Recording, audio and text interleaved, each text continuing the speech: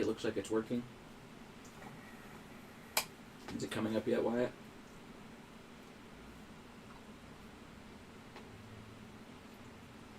I feel like Let me mute this tab. Okay. I can't hear you.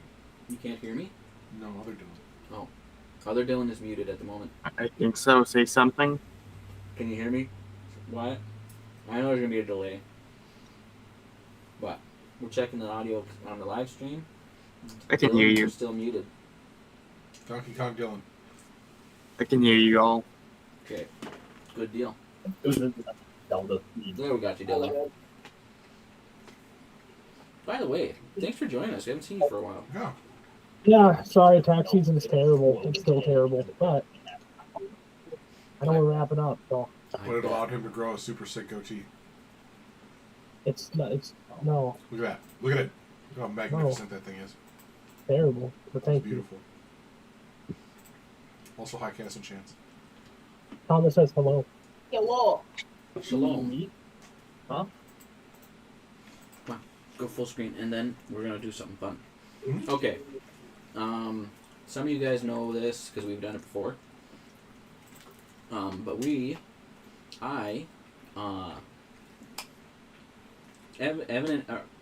between Evan and I, we found this thing called Scribe that does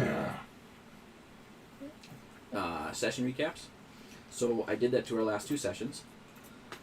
They're about 3.5 minutes apiece, and I'm going to try to do it so everybody can hear it. And we'll go through those real quick because a lot happened, and some of you guys weren't there. But what it also does is it brings up quotes from the previous session. So Brody, after Broadleaf died, said, "I am died." Gleason said, "Stop being dead, be alive. And also, maybe meet a nice girl. Sit down, have some kids, because that's where the true pain comes." And then Tango, annoyed, a little irritated, because he's not a god. He's just a tall sack of shit. Damn! And then Broadleaf said, "Don't let Win-Win or Cheems take my stuff." When he died. Anyway, so we'll play this. Last session, You guys hear it? you picked up mid-battle against Garagos, the lesser god of war, his vampire lieutenant, and hordes of hobgoblins within an old temple. A light snow began to fall, as the fight intensified under the grim reality imposed by the Raven Queen. Death was now final. Garagos immediately focused his fury on Broadleaf, unleashing a brutal series of attacks with his flaming flail. Despite raging, Broadleaf fell unconscious. Buck attempted to intervene using a rune, forcing one attack onto himself. But Garagos continued his assault on the downed Broadleaf, inflicting grievous wounds. Launch rained down arrows, dealing significant radiant damage, while Tuck, transformed into a blue dragon, unleashed a powerful lightning breath, decimating hobgoblin ranks and injuring Garagos. Fun darted in and out, eliminating hobgoblins and landing sharp blows on the god himself. Amidst the chaos, a new hobgoblin sorcerer named Ned appeared, initially seeming like an unexpected ally, only to reveal his allegiance to Garagos by casting Hex on Buck. Broadleaf, though healed briefly by Tuck, was struck down again by Garagos. This time, however, he found himself before his patron, Tempest, offered a choice between eternal rest in Valhalla or returning with borrowed power to finish the fight. Broadleaf chose the latter. Empowered by the spirits of Gleason and his brother Nero, he received healing, the haste spell, and the enlarge effect. He rose to his feet, larger and faster, meeting Garagos eye to eye, infused with divine might. As the battle raged anew, the vampire lieutenant fell to Launch and Tango's combined attacks. Ned continued his assault, hitting multiple allies with a devastating fireball. Tuck engaged Garagos directly, landing heavy claw attacks. Fun continued her hit-and-run tactics, slicing at the god. Broadleaf, fighting through death's door under the new Fighting On rules, unleashed a flurry of empowered attacks, taking failed death saves to fuel his assault. In a final, desperate surge, channeling the divine power coursing through him, Broadleaf struck Garagos down. The god defeated, the hobgoblin hordes began to flee. However, the immense power came at the ultimate cost. Having fulfilled his purpose, Broadleaf collapsed, his life fading.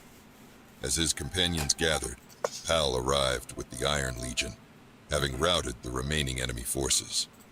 Pal took Broadleaf's body, and with the help of Warforged druids and Tuck's earth magic, created a monolithic burial cairn, a tomb guarded by Warforged, marking the final resting place of heroes. You then teleported back to the keep, the victory against Garagos, overshadowed by the sacrifice of a comrade.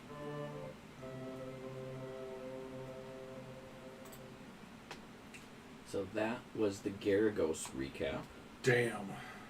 And now we're going to recap the Dragon Heist.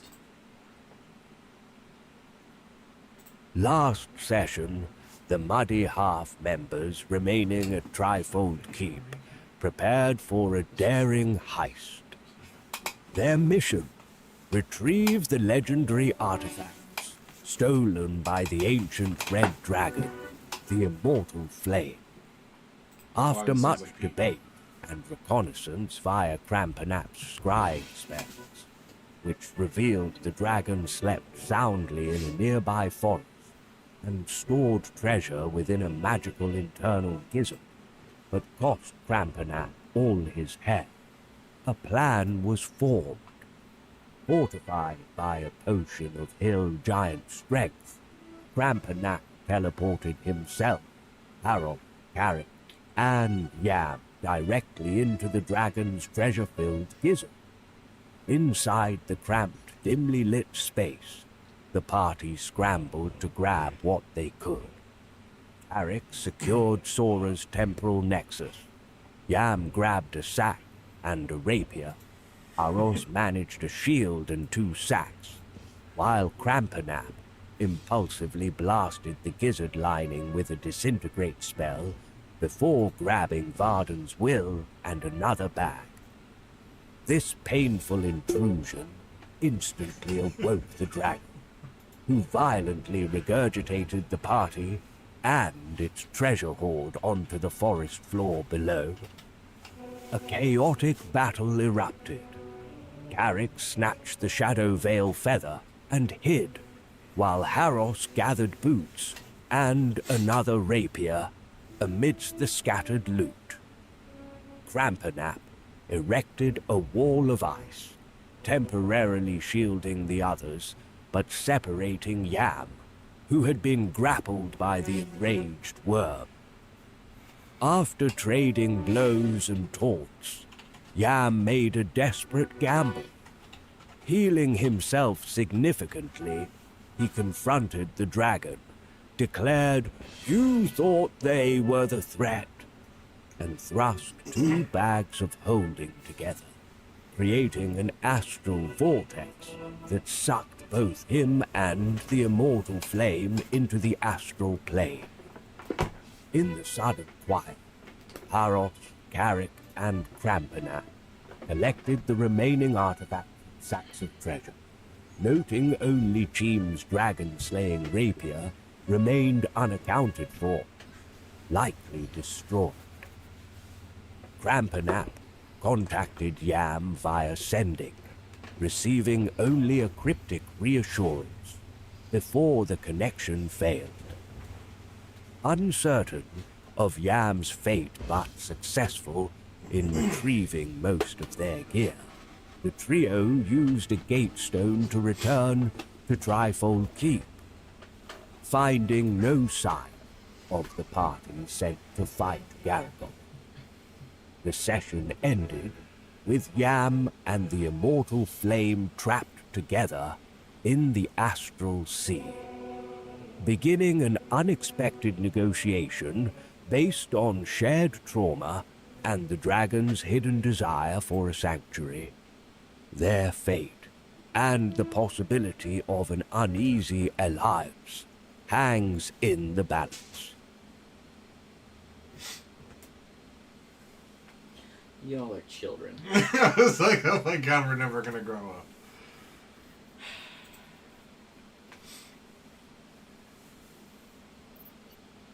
I apologize to the internet for having to read that.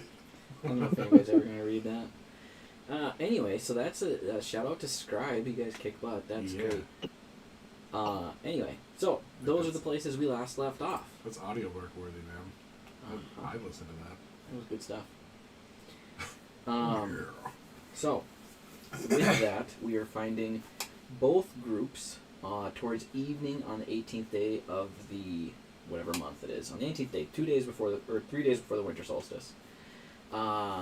Having accomplished their tasks to some extent, one or the other, and you guys are all in the Trifold Keep. What are you gonna do? How does it go? Everybody reconvene. Some of you a little worse for wear, blood, flames, scorched on most of you. Vontu is missing. Sorry. For a bit Oh, yet. sweet. Yep.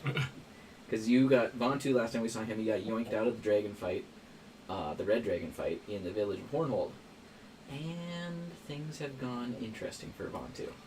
He just That's all went to I'm go gonna get say tea. about that. He has I been was discovering spices. No. and Evan's gone. Evan has been disintegrated.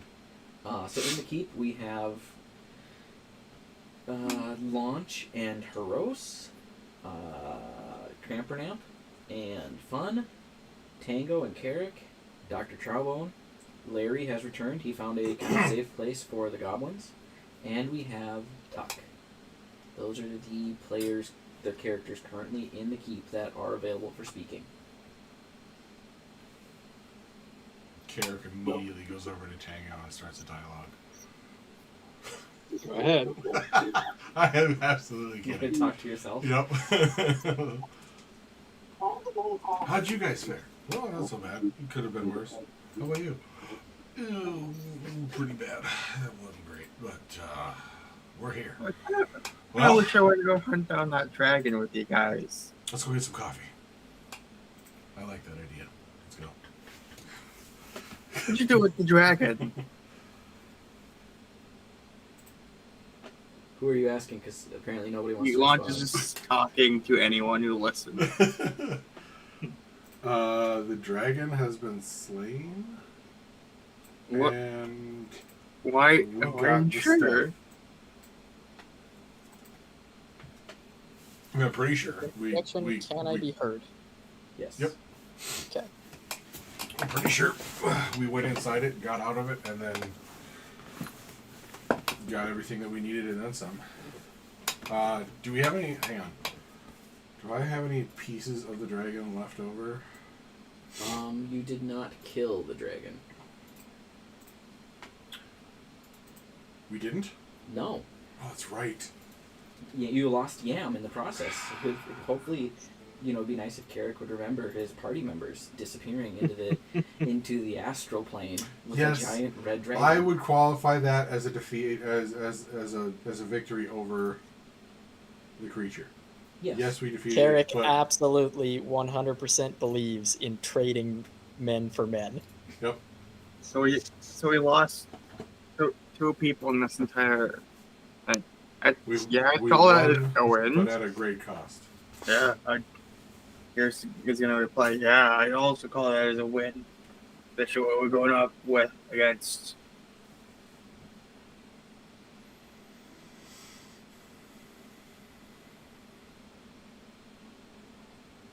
Talkative bunch tonight.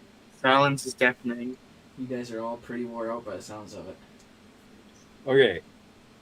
In my defense, I have not gotten more than 4 hours of sleep in the last 7 days. That's fine. What's wrong with you? Why do you do that to yourself, Pete? You should hear how he finances things. I was chaperoning a bunch of 8th graders through various Marian shrines in Wisconsin for 3 days. Yay. Yay! Catholic stuff. Yay. I bought relics. I worshipped Mary. We put blood in the great big bowl that's hidden underneath every Catholic church. Yours Nice. or children's? Dragons. Well, I mean, I was there with 8th graders. What do you think? So fair.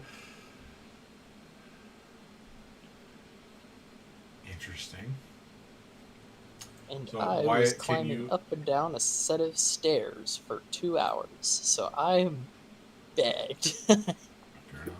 I drove 6 hours today. I did stuff and things. So, So what was the question, Wyatt? I'm sorry, I couldn't hear you very well. Which one? The Yes. one where everyone stopped talking after you asked it. Hero was saying that Hero said we only lost 2 people in fighting a god and an ancient dragon. I call that as a win. They both fulfilled their destiny. I call it breaking even, unfortunately. Well, what's the plan? So we've got one god down, right? Like you guys successfully killed Garagos, and so what's our next step? Wouldn't it be go after whatever his name is? Cedric the Entertainer. So here's I have 2 questions. So the red dragon is off the field. Are we gonna try to get his crystal? And are we going? Where are we gonna go get Cedric? We can go get his crystal, I would assume. That's a possibility. But is that the plan, or are we just going to go after Cedric? Because we have. Do we even know if the crystal still is where he left it, or did Cedric already take it? So sorry, out of character for a quick second. Today is the 18th day of the 10th moon, or the 10th month. winter And we solstice have is on until- the 21st. So we have 11 days. 3 days. Well, today's almost over. The 18th day is pretty much over at this point, because this is after Broadleaf was entombed, after you guys got the stuff from the dragon, waiting to see if Yam would come back, went back, waiting for the rest of the group to get back. This is drawing later into the evening at this point. Okay. It's dark out. So we've got 2 days to work with. We've got one. All right, so we have 1 day to work with, really, because on the 21st we have to go after him. Yeah. No, 2 days, because we'd have the 19th and the 20th. Correct. So taking it out of character to just discuss it. Sure. What do we want to do for those 2 days? Do we want to try to find the dragon's crystal, or do we want to write it off and say it's probably with Cedric, and then do 2 days of prep, whatever, however we want to do that? The other issue is you don't know where Cyric is. So Tuck is gonna do what Tuck does best and go sit in a corner and start ritual casting a spell. At this time of night, or are you going to wait till tomorrow? I'm gonna do it right now, so that way I don't have to worry about. I get my spell slot back. Okay. Okay. So curiosity has befallen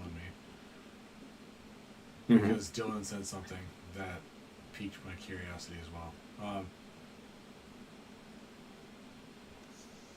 What if, and I'm asking this out of character, what if we continue going after the stones? Well, the red, and maybe I'm misremembering, the red dragon was the last stone. Because black dragon, white dragon, The blue lid was the dragon Blue dragon. got Perhaps. away. Crampernap's keen mind would remember that the red dragon was supposed to supercharge his to make up for the failure of the green dragon. because Carrick has that stone. So there's a inside his possibility. We There's a kill possibility we could. Well, I was okay. So this was my thoughts. We can kill Carrick, but in a way that you guys probably weren't thinking of. With kindness. Yeah.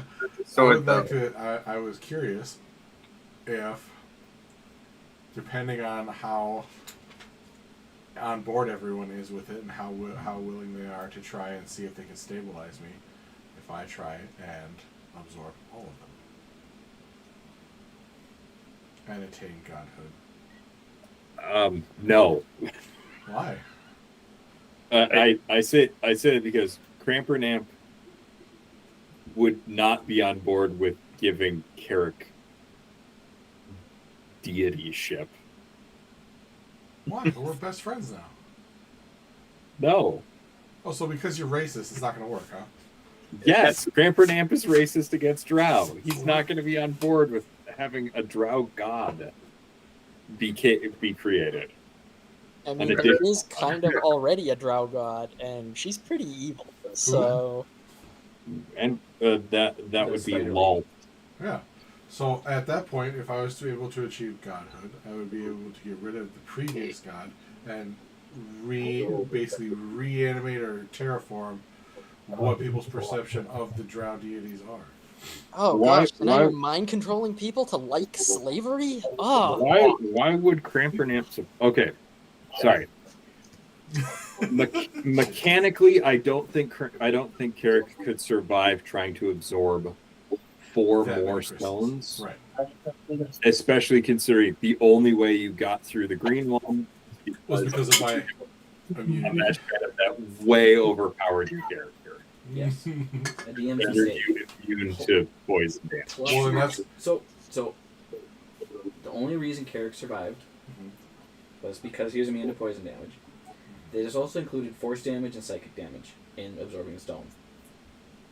And absorbing the stone, part of the only other reason he survived is he had assistance from Buck and Haros, both of whom were knocked unconscious, or nearly knocked unconscious during that transfer of power. And that is where I was going to see if I could go in as a character, talk to the group as a whole, because instead of 2 people, we would have 8 people to try and stabilize the transition. I appreciate the Guardians of the Galaxy I mean, reference, but just a thought. For in-character reasons, Crampernamp is never going to be on board with it, and for out-of-character reasons, you would not survive. Like, Really? it would just be a TPK. Leaving aside the fact that everybody involved was in a dying state with 1 stone, and the only reason it didn't get worse was because Crampernamp threw a wall of force around you guys. It was, I don't have it in front of me, I guess, but it was roughly 650 points of damage that were distributed at that time from that stone. And the ones that are left, nobody has immunity to the damage involved, and it would have to be 4 more. And Carrick is actively crumbling apart from the inside from the power that he absorbed already. so who here wants to see Carrick explode? I do. Oh, Cue Despicable Me. Do you want to explode? I do have another solution for Carrick. I was gonna say, if anything, Crampernamp would be on board with it just to see me fail. No. Crampernamp has access to a spell called Imprisoned. Okay. It sticks the person who fails a wisdom saving throw into one of a few different choices, one of which is a demiplane that you can't get to by teleportation or astral shift. Okay. And you're there forever in a semi-suspended state. So if you did sequester and I did imprisonment, Carrick would be locked away and would not be accessible, and also would not die nor age. He just would that character. Okay, So it'd just be being a little. forever. Yes, he Basically would be already a asleep deity. forever. Well, he would be asleep forever in the astral sea, but he would be protected, so there would be no possible way for the green dragon energy to be used for anybody becoming a god. Which would also be absolutely fantastic, I suppose. I knew you had some kind of ulterior motive for that. Sequester? Yeah. My first thought for it was honestly so that way Carrick could come back as a mentor for round 2 of the campaign. Right. Like, I want to give Dylan legal ways of having characters return, Right. or have like impact, like the whole thing of Brody having a big, massive burial ground for Broadleaf, and all of the Warforged are just hanging out there. Sure. Or some of the Warforged are hanging out there. But all right, so we're kind of getting back to the same thing. Do we try to get the supercharged rock, or do we do 2 days of preparation to go to Cedric? Also, we have to figure out where Cedric is, And we have to get Vontu back. and we have to get Vontu. Where is Vontu? Yeah, where is that big bitch? That's gonna happen once you guys start your long rest. What? Tuck, what Go in then? were you saying there, Dylan? Oh, I didn't say anything. I just Oh. shrugged. Where's Monty? Tuck, what spell are you casting? And also roll a Divination. d20 for me. Roll a d20, and then Already tell me what stressful. you want from divination. Does the D count on ritual casting? Any spell casting. Including 17. cantrips or not including cantrips? I don't think anybody's cast a cantrip, but I would say including cantrips, it's maybe. For I what? don't know. A thing. Okay, so that's fine. What are you trying to get out of divination? Divination?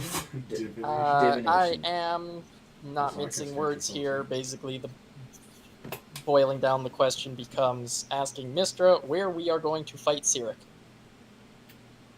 And she normally gives you like vibes. Vibe. Generally, well, so basically, the description says a short phrase, a cryptic rhyme, or an omen. I've always kind of figured that it would come in the form of magical equations. It's 8 equal sign Okay. I gotta D. look up spells then.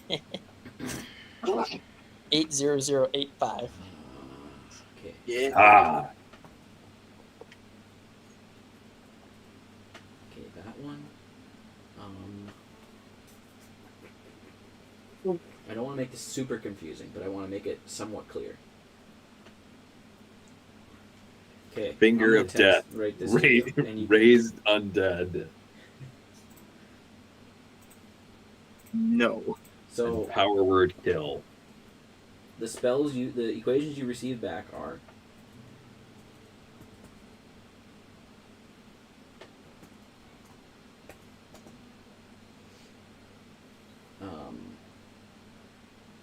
Ugh.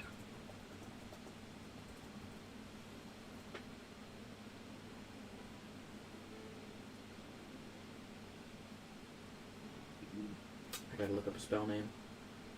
This is when I need to have all of the spells memorized. Yeah. I'm forcing you to look at spells you don't normally look at.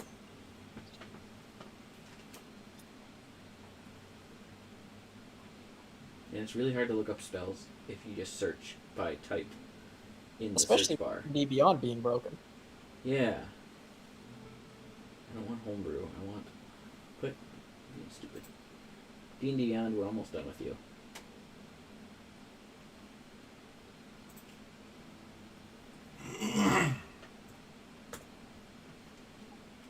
Thomas, I can't believe you. Not Such many sauce. Such saucy messages. can.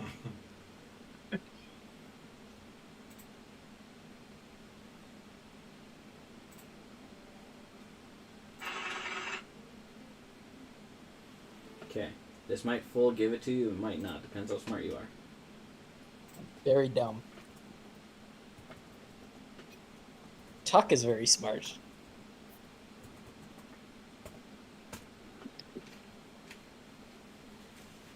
The first part is her saying that she can't see much. I can't find my glasses. It has nothing to do with the location, just that it's hidden from her to an extent. Gosh darn it. Destiny's letting me down. Okay. Anything else you guys want? Any other thing else you want to do? Conversations you want to have before a long rest? Spells you want to cast? Yes, Tuck would like to sit back down in the exact same spot and start ritual casting divination again. How many times can you do that? I mean, I'm not saying you can't. I just don't know how many times you can, but you can ask the question and roll the Well, I d20. mean, I can do it as many times as I want, It's assuming I've ritual got gold cast. pieces. But You guys have no shortage of money. after this attempt, the answers start getting not necessarily fully truthful.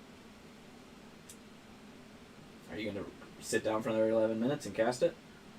Yep. Well, it's not 11 minutes. It's 10 minutes and 6 seconds. But Oh, yeah. Okay. What's the question this time? can Sirik, given what he has now, ascend to deityhood?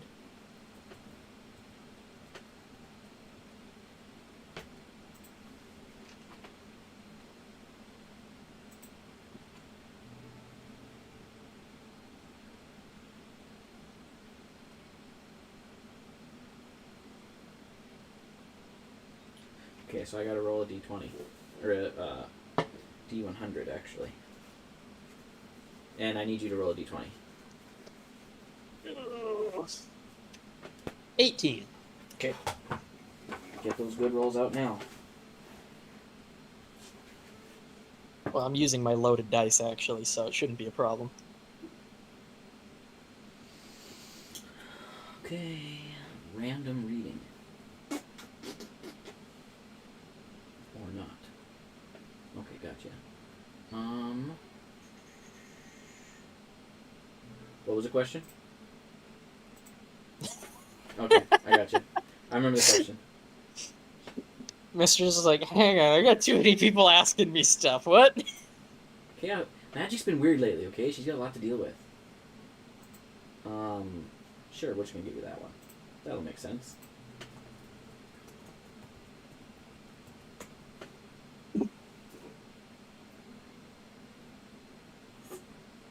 The frick? that could be taken so many ways after I thought about it and sent it. Hang on, I'm calling her up again. Just a rant. Hang on. I'm sorry, Internet, that you don't get to know this, and the other party members. I mean, Tuck can share it, but that's up to him. The answer I got for that last question was major illusion. I see. No. So yes, no, maybe he's faking it. Are you gonna cast it a third time? No, it would be useless now. Okay. Anything else you guys want to do? Conversation you want to have before we start the long rest? Seeing as there is none, I'm assuming you guys settle in for a long rest.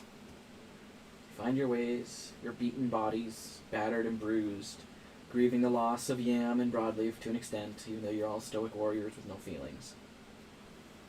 Rip is not a stoic warrior with no feelings, and Fun is like 18. Launch isn't either.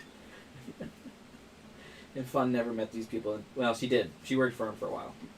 She did, and she's like, "That's really sad." She cried. She's crying to herself to sleep because her mom also got nuked by a dragon. Recently. And Crampernamp is, well, he's researching 2 new spells because he leveled up, and he's got a plan with those spells. I'm scared. All A right. cunning plan. Heroes is mourning the loss of a fellow comrade from the Underdark. Yeah, Miss Tuck will Vanish. meditate before sleeping, tracing the lines of destiny as best he can. Anyone else have anything they'd like to RP that their characters are doing before bed?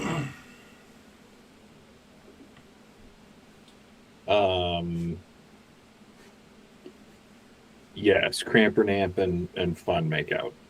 Oh boy. Some No. goblin on gnome action. It's disturbing. Sounds like I it. mean, at least it's all at the right scale. True. They're both small characters. Except Crampernamp is now completely hairless. That's right. He's hairless till tomorrow morning. Maybe that's what Fun was Tomorrow! waiting for the whole time. Tomorrow morning, come on, Dylan. It's 24 hours. Does it have to be 24 hours? Let's keep this permanent. Does it just poof back on? He grows it back overnight. He wakes up in the morning, full beard. Even hairier than before! You don't even recognize him! It's just a little Wookiee walking. I guess that would be an Ewok. He's just I was a gonna say a new. baby Sasquatch. Yeah, he's just a baby Sasquatch now. So, you all settle down for your long rest, and now we're gonna check in on Vontu. Vontu, Oh, last hello, thing you you all people. remember was you were fighting a red dragon, and things were going not great for the group. And then you disappeared. There was a purple flash of light, and you disappeared. And you Sweet. found yourself. You didn't find yourself. We're not. This isn't therapy. But you found yourself walking through a forest. Darker forest, not like pitch black, but like twilight hours. Tall trees, no underbrush, and just trees. As far in each direction that you can see. And as you walk around, you eventually find yourself standing in front of a small birdhouse Nice. hanging on a tree at about knee high for you. You're a what's the name of the elephant race? Oh, the Loxodon. Loxodon. There you go. You're a tall fellow, and you see this little birdhouse looking house. It does have an actual door on it. And what do you choose to do? That it doesn't have a door. It does have a door. It's like the size of a birdhouse. You'd have to imagine any inhabitants that would live in that house would be 12 inches tall or so. Okay. Which is massive already. Yeah. It's Oh. actually huge. So he'll kind of squat down, and he'll just rap on the door a couple times. All right. And you knock on the door, and a small... Jeepers, that was loud. In my ear. Hell no. A small person with a blonde afro Nice. steps out the door. He's wearing a purple robe with golden puzzle pieces embroidered on his robe. No. And he will look up at you. Not this And- guy. Oh,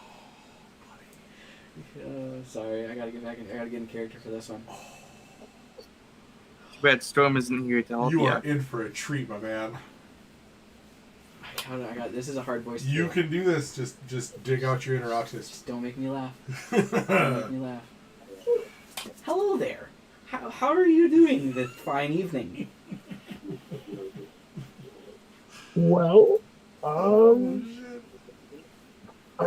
I don't know. I'm not sure how I got here. Well, I know. Do you want to come in? And he just kind of like looks himself up and down, and then he kind of looks at the treehouse, and he's like, I don't. Oh, I thought you're I fine. You're don't think fine. He's reaches his hand up. I'll extend the hand out to him. Okay, and as he grabs your finger, suddenly the house in front of you is big enough for you to walk in. But Nice. he's still only 12 inches tall. Well, that's wild. And That is wild. he walks into the house, holding you by the hand. Come on inside my house. I have to discuss things with you. Yeah, so Vantu walks in with the purple-robed Afro man. All right. Upon entering the house, you see that there are crayon drawings all over the house, hanging up on the walls. You see crayon drawings of yourself fighting a blue dragon. Crayon drawing of you fighting a red dragon, as you just were, in a village that looks remarkably like Hornhold, but done in crayon.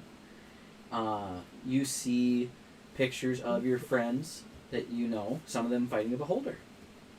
And it's like this guy has been spying on you your whole life. Pictures from your childhood, your friends, drawings of the Trifold Keep, all sorts of stuff. And you see crayons sitting about everywhere.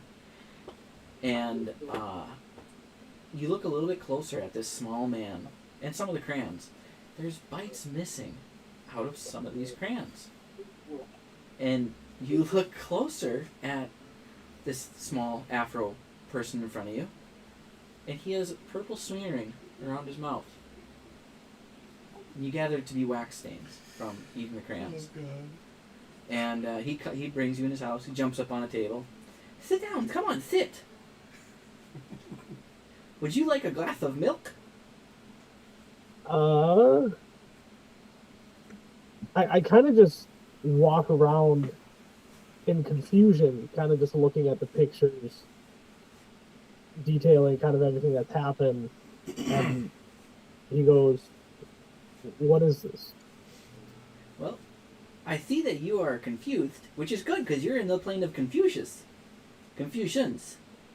So my name is Puzzles, and I'm pretty cool.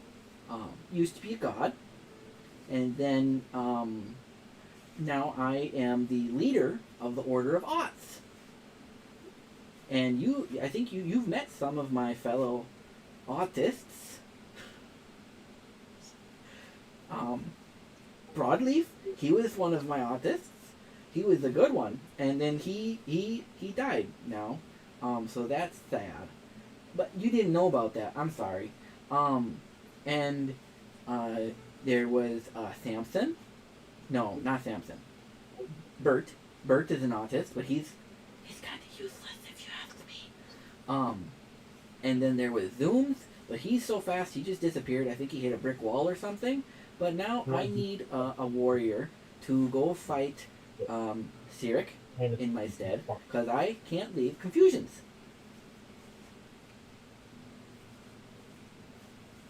Okay. Sorry, I was reading the message. Yeah, Vantu will, he'll sit down, and yeah, I mean, I think a glass of milk sounds lovely. All right, Butler, and you see a goblin, an old goblin, like really old goblin, Butler, wearing a butler suit, looks thoroughly fed up with this whole situation. He comes around the corner with 2 glasses of milk on a tray, and he sets one down in front of you and sets one down in front of Sirik. And these are normal-sized glasses, but Sirik's still only 12 inches tall, to your perspective. And Puzzles, takes his glass of milk and just chugs it, and gestures for you to drink yours. Vantu takes a gulp or two. You immediately realize that this is glue. This is paste. And Puzzles sets his glass down about 2/3 full, or 1/3 left, and he's got white dripping off his face. And he's like, "That's good milk. I like milk." Anyway, so would you be willing to join the Order of Aughts? I only pick the best warriors with the most fun, because I like to have fun, and I think people should have fun. But I need somebody, hopefully you, if you're willing, to fight Sirik for me, because he's a bad guy. And as he talks about Cyric, you can kind of see he gets there's some darkness behind his generally jolly appearance. And I need Cyric to give me back what he stole.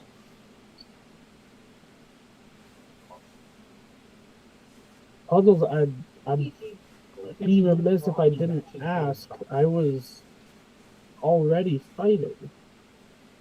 Why Yes. did you bring me? Huh? Why did you bring me here if I was already? To give you some power. What kinds of power? Well, you have to accept my invitation to join the Order of Ots before I can give you the power. Because it's a secret.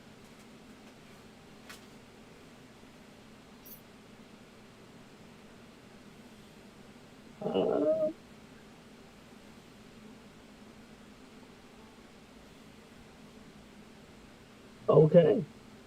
I mean, yeah. All right. So, he snaps his fingers, and a golden puzzle piece on a chain appears in his hand, and he reaches out to you, and it's a necklace, and so if you wear this, you will be considered a member of the Ots, but I need you to do the Order of Ots swear-in, which just means that you always promise to have fun and cause good chaos.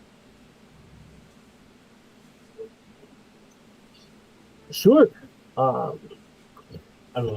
promise to always have fun and to cause good chaos. Awesome. Are you gonna put it on? Yeah, he takes it and he straps it around and Thank you. adjusts it. So, I'm so happy you decided to join the Order of Ots, because apparently my chosen ones don't live very long. But I need somebody to do a task for me. And I'm gonna give you a power that people like you don't normally get, but I think it'll be pretty cool. And he takes out a crayon. No bites in this one. And it is a pure gold crayon with rubies set into it. And he says, this crayon, and he's like, it's like holding on to like a large stick for him because he's so small, but it's a little bit bigger than normal size crayon for you. This crayon is a crayon of wish. So I will give it to you. So when you fight Cyric, you can use it to, I don't know, do something cool. And maybe even get back what Cyric stole from you. Can I ask what did Cyric steal from you that you want me to get back? Well, like I said, I used to be a god. They used to call me Yaldir. But now I am just Puzzles, because I am puzzled. Most of the sometimes. No. Yeah, maybe. Anyway, he stole my domain.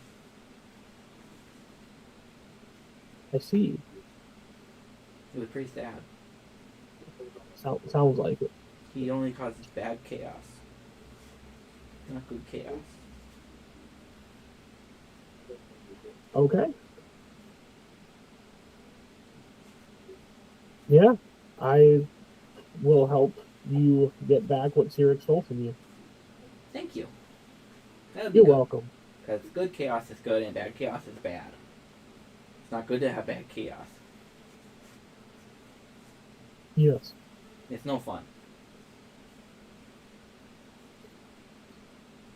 How do I return to the not plane of confusion? Oh, you just ask nicely and I'll send you back. Oh, okay. Oh, wait. Can you? I need to give you one more thing. And he hands you a box of crayons. These crayons, and they're just the normal 12-pack. These crayons, if you ever need to come see me again, you can just take a bite and it'll bring you right back to me. But don't eat the brown ones. The brown ones are yucky. Thank you for the heads up, because I probably would have eaten the brown one. Broadleaf ate a brown one. It was pretty gross.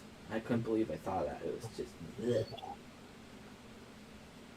You didn't finish your milk. Yeah, I filled up on tea earlier. Ah, I see. Yeah. Well, I don't want it to go to waste, so I will put it back in the fridge. Do you have any questions for me? Or do you want to go back to the keep to help your friends? Well, I think I should probably go back to the keep, but if I have a question, I will eat a crayon and come see you. Sounds great. We're crayon eaters.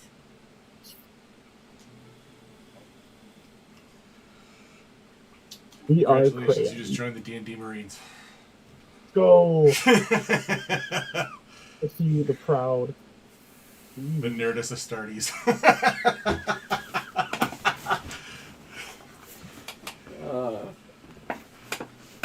Anyway, All right. have a nice trip.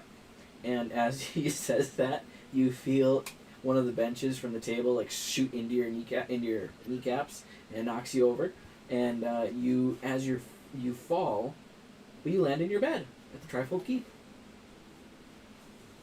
Awesome. Well, that was nice. I think it was kind of in the bed, Yeah. not on the concrete floor. That's what okay. So what time is it? Is it like everyone's long resting and Everybody's long resting, including yourself. You'll get credit for a long rest here. You've had a couple of days disappear in the meantime that this happened, but that's just timey-wimey stuff. Makes sense. And you guys you I don't have any dreams for anybody. So morning comes, and you all wake up and gather around a table, and your normal breakfast table. The goblins, a few of the goblins that remain, are serving you breakfast. And Vontu enters the room, and nobody's seen him since he disappeared from the dragon fight. You all probably assumed he was dead to some extent. And Vantu goes around just pouring some hot tea into little teacups for everyone. Where have you been? One of the Weasley. How dare you steal that car? No. Oh my god. Oh. Yeah, sorry guys. I was fighting the dragon, and then I disappeared, and I ended up in this forest, and I talked to a nice little dude. His name was Puzzle, and he gave me a box of crayons, and I kind of show off my little necklace. I'm like, I am in League of Artists.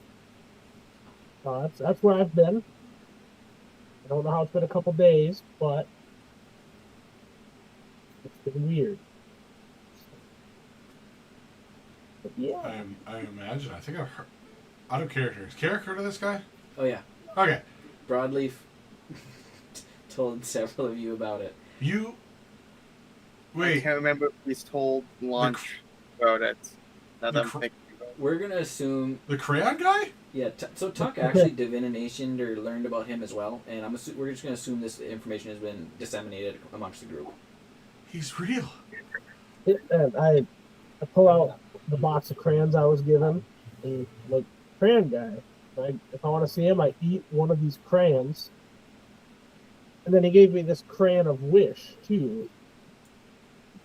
And yeah, it's been a wild ride. He wants me to help get his domain back from Carrie. So Domain back from who? sorry. Are you Brand. supposed to eat that crayon like the other ones? Like, I think I remember Broadly saying that you have to eat the crayon to go there. Eat it to cast wish. Ooh, Broadman. you know, he didn't say. I hope not, because there's some rubies in here, and that wouldn't be good. I guess we'll find out.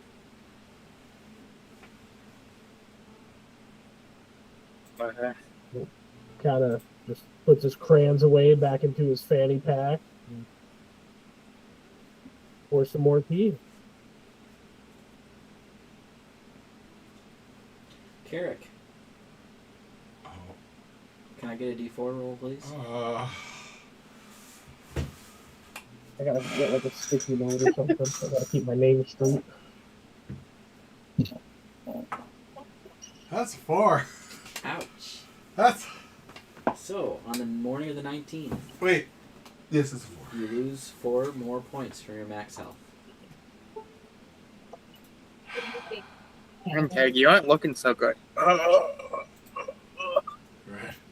Fake his mind a little bit. I don't know what. Like he called this killer. I was like, they So- know. Do you think it was on purpose? What else needs to happen in the morning? Anything else? Anyway, as you guys are gathering around having breakfast, That does. I do remember that does. you suddenly see, as has appeared in front of you the previous 2 days, the illusion of Sirik appears on the table in front of you, dancing around, and he says to you, "In the warmth of the flames so high, my secrets burn where shadows lie. Don't get too close, or you might fry." And disappears.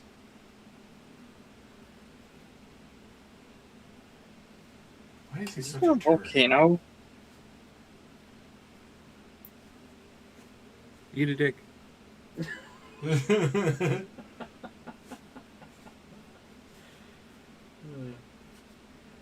What are you guys going to do with your day? Time's running out. There's 2 days. Sirik is taunting you daily, giving you hints to his location.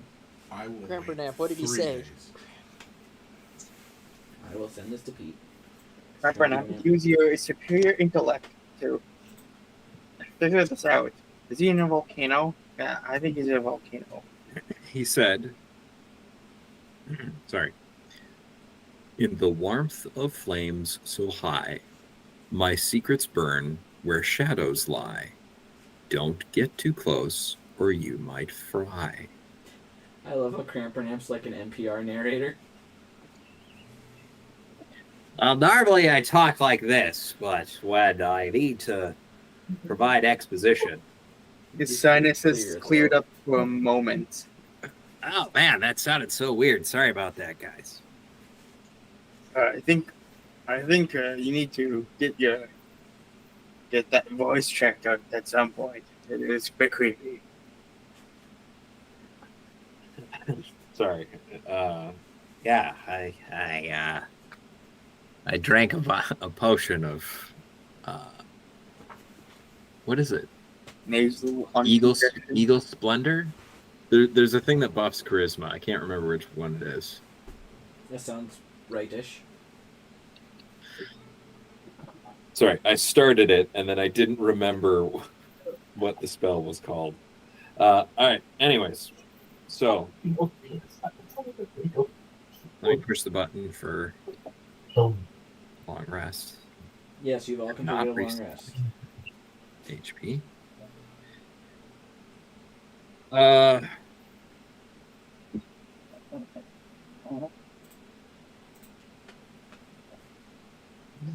Man, I'm even missing a prepared spell.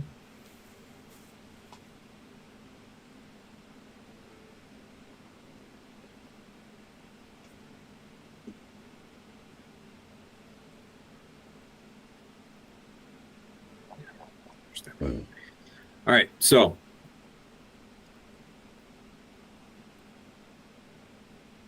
what are we doing, gentlemen? Should we check for the crystal to see if it still exists in a place that's reachable for us? Is that the plan? We go after the crystal? We don't really have time to go to any town to like for some odd potions. Yeah, true. Okay.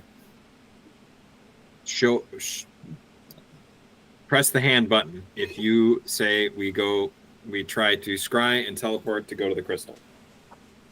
All in favor? Oh. Wyatt's got his hand up. Let's see. Sure. Zaya's in. Dylan's in. I'm in. Evan? No particular opinion. I was gonna say, Okay, I wasn't everybody- convinced Brody was there. All right. Everybody's in. All right. So we're 5th level. You can lower your hands. It's still supposed to do that. Still have them up. Oh, I hit the X on it. All right. What is it? A particular creature? Where's the thing on? Choose to target a location.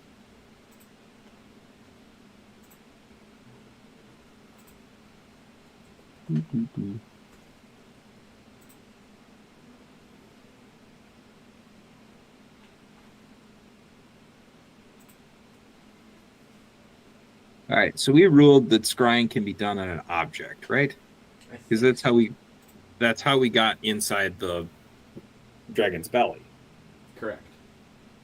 All right, so I will use a 5th level spell slot to using what, because Crampernamp was there for the interactions with the crystal and has been doing research on the crystals. Not the fire crystal. Yes, not the fire crystal, but he was using Rudini's notes regarding crystals and other things. So do we want to do So like I think we're gonna just follow on a teleport, check? teleport rules, maybe. For this, when it's not something you've seen before. Scatter, teleport. What? So I guess that makes sense. Does Well, then- scrying have? So scrying says stuff mostly about creatures. It doesn't have stuff on objects, unless I'm not reading it right.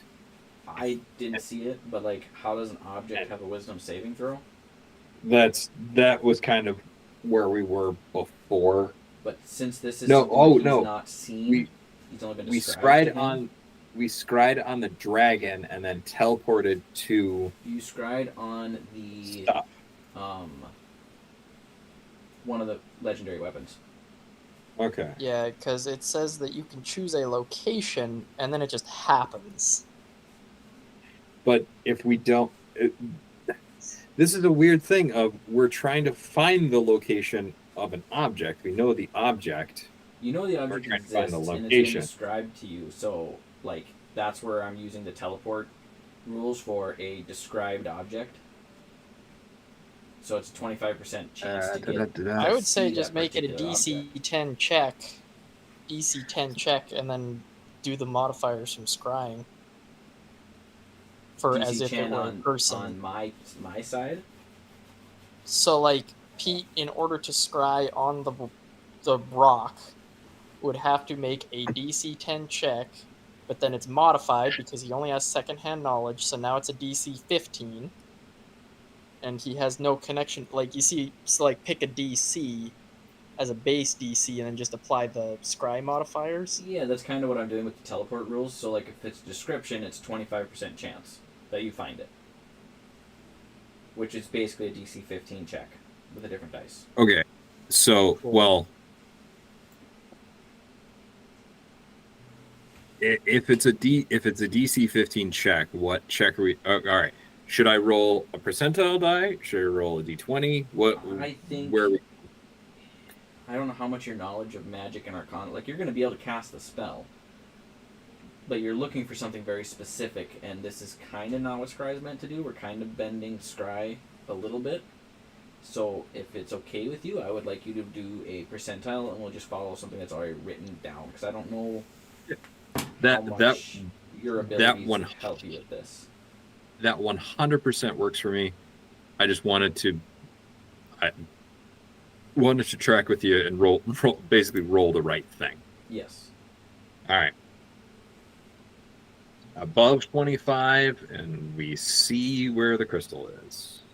No, above 74, and you see where the crystal is. It's a 25% chance. Well, I rolled a 99. Nice. All right.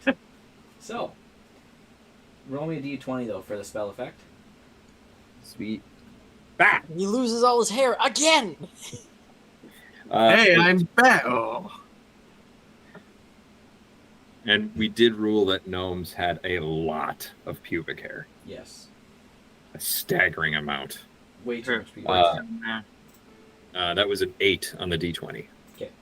Nothing happens.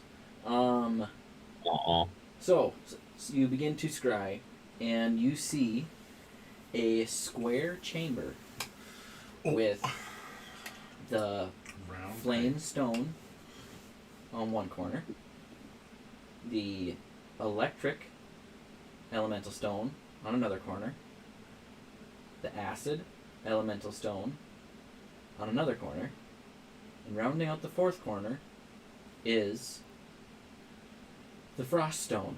All 4 stones in one room. Okay. Is there? All right. So I'm getting good firsthand visual of this location. Mm-hmm. I've seen it before for use of future teleport spells. Okay. So He would just. Okay. well, Crampernap's never okay. physically been to this place. Correct. All right, sorry. So it does make a little invisible thing, an Yep. invisible sensor that's looking around, little orb. Mm-hmm. So.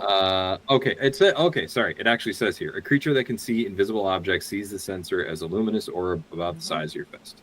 Okay, I wanted to make sure that I was calling out that there is a thing there for Yep. anyone in that room. I was gonna get to that. As you're looking, and the way I picture this is like it's a softball, right? Softball size unit, faces forward. However you want to depict that. And suddenly you lose control, like you feel the view start shaking. And it spins around and you're looking right into Siric's eyes. And he says, "Well, hello there, Crampernamp. I'll see you soon." And Eat a dick. crushes the spell. Eat a dick. You can't talk through Scry. No, but that's what everybody else hears. Crampernap's just muttering, "Eat a dick, eat a dick."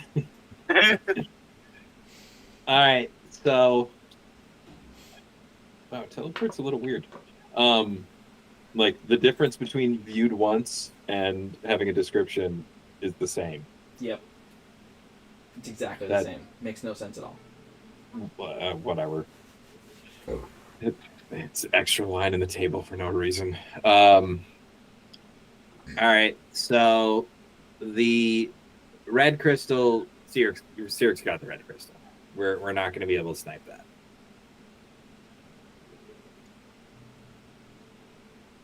Oh, all right. He's shot. I mean, well, yeah, it definitely was worth a shot. It was definitely worth trying. But we're not going to be able to sneak it from them. So that leaves us in a situation where I'm going to put forward something that may be slightly uncomfortable. What is our contingency for, to different degrees, not succeeding against Cedric? Like, we haven't told anybody that on the 21st of the 10th moon, a new god of insanity and chaos is going to be empowered. What if he converts into a drow? But maybe? Like, maybe we should take the remainder of this day to maybe contact some people or do our own preparations to make sure that they're safe. So what you're saying is you want to incite a I think we riot. should. I will go and contact Annabelle with the Sending Stone to warn her, even though it might not really affect her yet.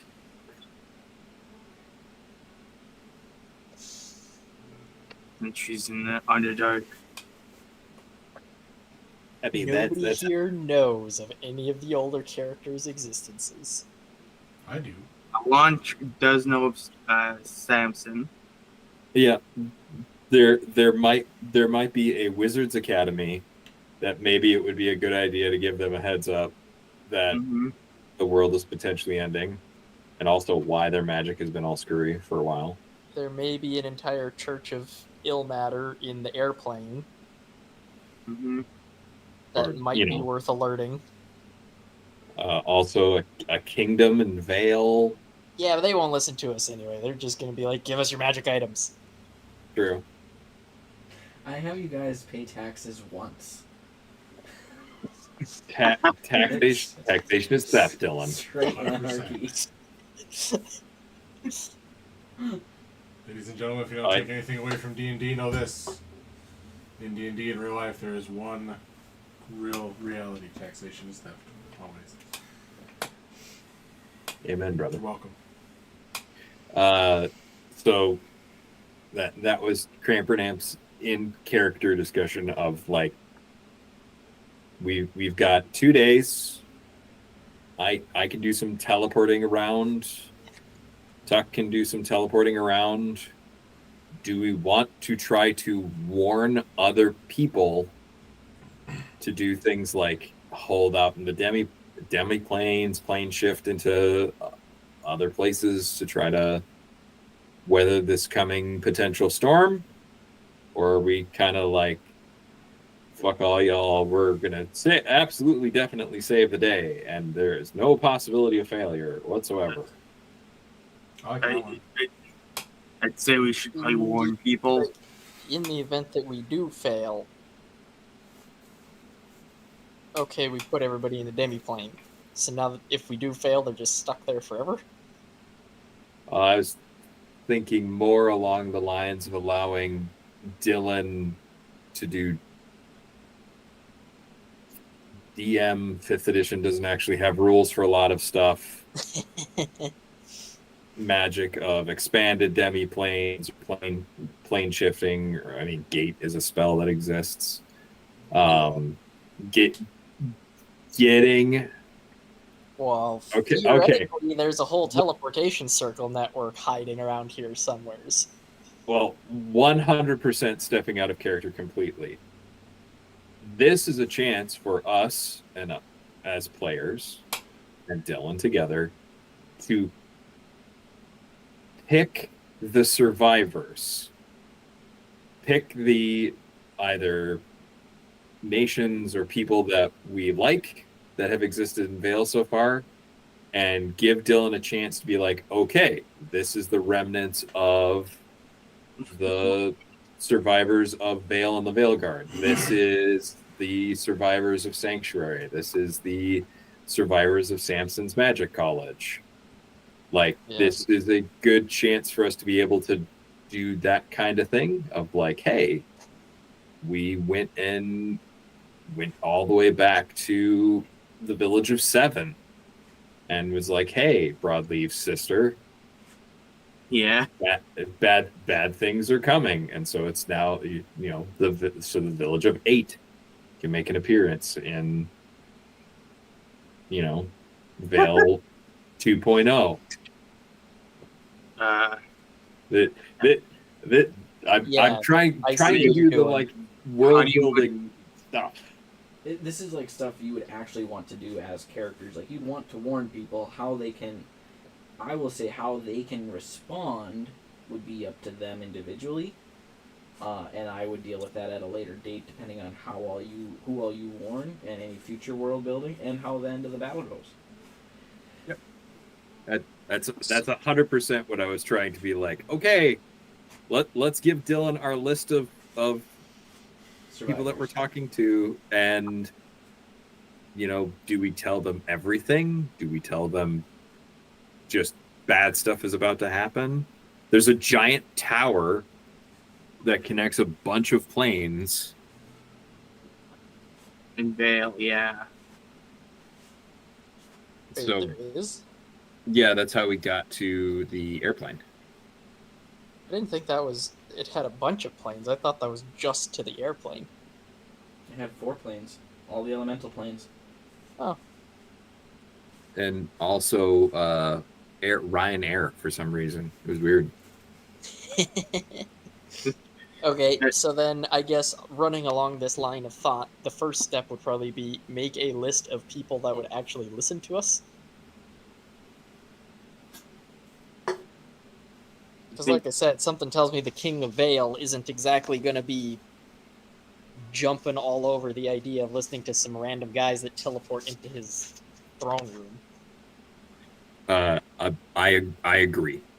Yeah. I think our options of contact are Samson's Wizard School, Sanctuary. I know Launch would just try and warn the Hat Man.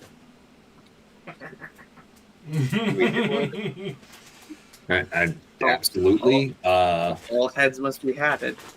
We can try to contact our gnome buddy whose name, our magic item crafting gnome buddy whose name falls out of my head at the moment. Seth Salazar? Seth Salazar. And see Isn't he out of Honeywood? He He just has the simulacrum is in Colfax? correct. He's still set up in Honeywood and at Colfax. So warning Honeywood would probably be on the list. Mm-hmm. There's Delta on the airplane. So like you guys would know that Cyric's mostly worried about the material plane. Yeah, but it's probably best to still warn them that he's might come to power. I'm mostly thinking in terms of like what are the areas likely to be able to help in some degree, in a larger circle. And if not for the battle in a future where we lose, to be able to put up a resistance. And with the airplane being able to have a place where refugees could go, like talk to Seth Salazar about getting people out through the Elemental Tower airport into the airplane while, Put up some kind of like magical barrier around it or something. Yeah. Any other thoughts? Any other places?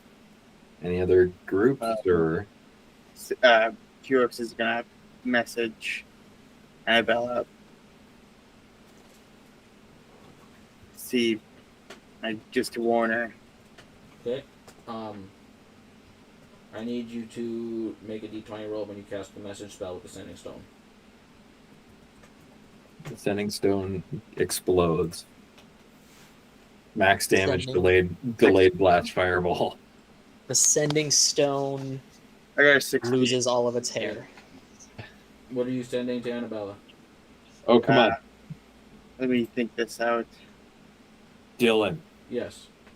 if Heroes loses all of his hair, we have a shaved life. That'd be funny, but he rolled a 16. Boo.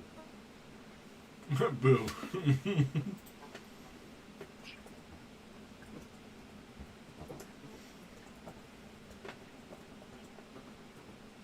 Wyatt, talk to Annabella. I'm trying to think of what to say because it's 25 words, right? Yep.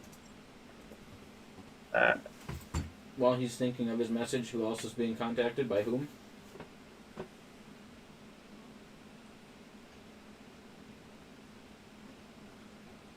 Any volunteers?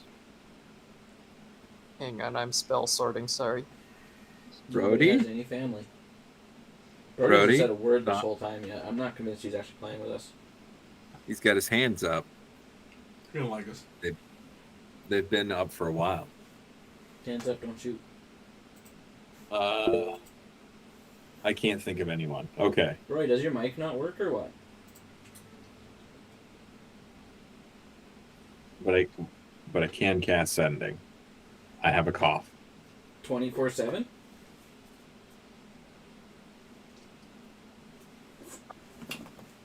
Dr. Trombone inhaled some smoke. It's okay. You can admit that this isn't actually Brody, it's Gracie. Gracie's playing for Brody. That's why it's mute and no camera. We appreciate it. Is there anything along that sort of line of like warning people? Is there anything that we want to make sure isn't involved in this battle, like items, that kind of stuff, like, or particular locations, like? I don't like that laugh, Pete. No, Hewitt says to Annabella. Read the message log and What does Heros say to Annabella? Stuart may rise to godhood tomorrow.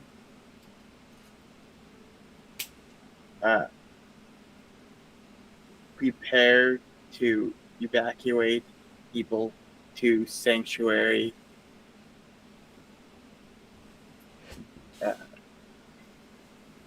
He wants control of material plane. Evan, do you want to reprise Annabella in a response? Yes, I can. I have, a couple of questions to you first. Okay.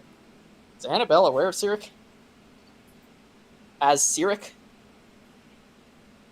I think it was explained to her who he was after he took the Liber Divinica Orbitum from the Underdark. I would have assumed she'd been filled in on that fact. Okay.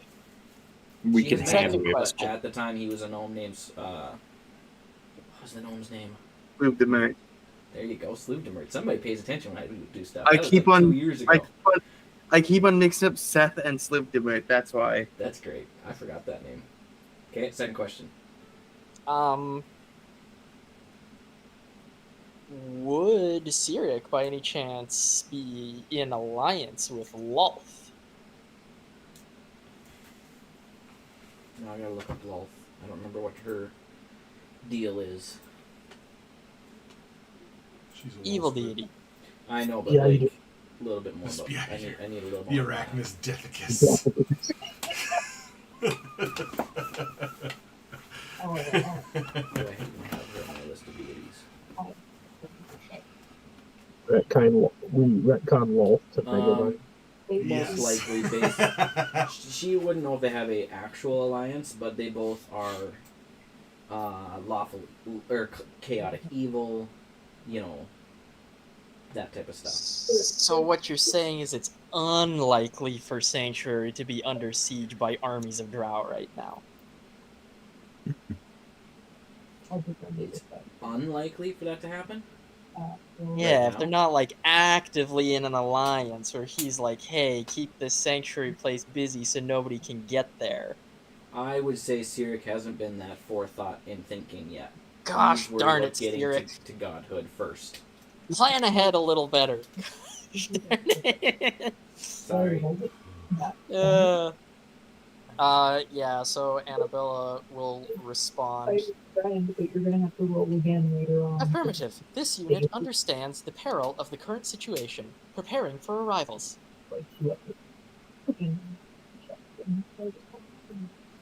Okay, who is next on the list to be warned? By whom? Yeah, I was able to make Is that Cassidy? She's watching TV. Who's watching TV?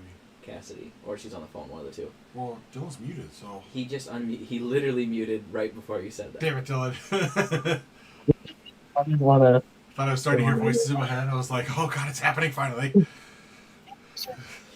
Okay, who wants to reach out to somebody? I know Samson was mentioned. Who would be the character to reach out to Samson? Probably Carrick, actually. It was at his wedding, because Launch was there but disappeared before he could meet the... Cheem's dead. I don't think he's meant most of the Underdark characters, so that would be Carrick. What am I sending? You need, or as a group, you're discussing warning people, and somebody said that Samson should be warned. And you, of the group, are the most close to Samson.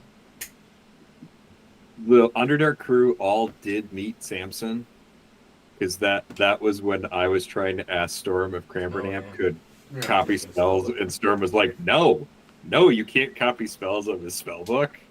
I was like, but why? So Samson does not have a sending stone, so somebody needs to cast sending to him.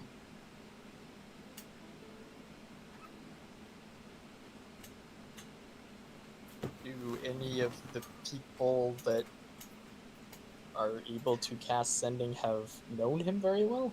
Tuck knew him. Nope. Did he? Tuck didn't. No. Tuck didn't. They Tuck- just missed. Crampernamp, I think, So- would actually be the one that would know him the best then. So, individuals That's that fellow could wizard. have Respect. So, people that had interactions with him are Carrick and Crampernamp, And Like Launch. they- Actually, don't have sending. and Launch. Crampernamp has the ability to teleport, and could take Carrick there and take him back. Like, is this the 20th or the 19th? This is the 19th. You still have a day. Okay. So, like, And you still don't know where he is. Cedric. Cyric. Sorry, yes. We don't know where Cyric is. All right, we're good. Sorry. For a second, I thought you were saying that Crampernamp didn't know where No, you know where Samson is. Samson is, and that's why I was confused. So I could take Carrick there.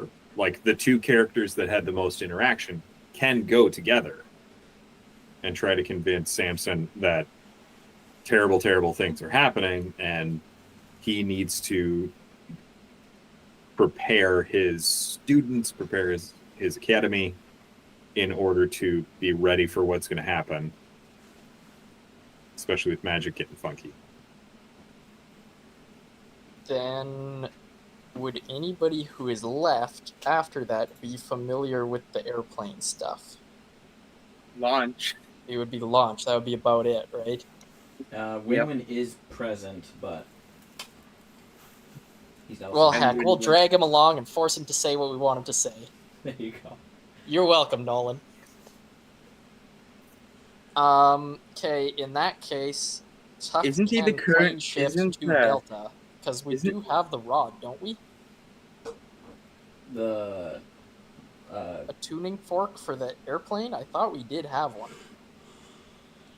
Isn't Winwin currently the ruler of the airplane? yes. Wouldn't he be a very good candidate to convince the King of Vale that there was a god trying to destroy the material plane? Does the King of Vale know Winwin is king? So, you guys have met the king to some extent, and like, of those in the campaign, Winwin has the most deeds on the material plane that would have been heard about. Like, rumors would have spread, stuff like that. So and Winwin, I'm gonna assume, would have a tuning fork for the airplane on his person, just to make life easy. So, Yep. what I will say is, if Dr. T maybe want to take Larry and Bantu and Winwin to try to convince the King of Vale what's going on, then that way everybody's got something to do, right? And then Tuck and Launch could go talk to Zai, who's kind of in charge in Winwin's stead while he's gone. Zai and Winwin's sister, who is unnamed because nobody can remember her name.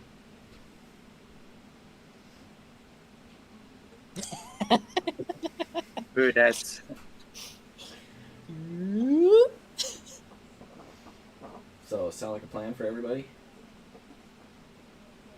Makes sense. Yeah. Yeah. Okay. Between Dr. Trowbone, Win-Win, Larry, and Vontu, one of you is going to have to speak, and Win-Win's not here.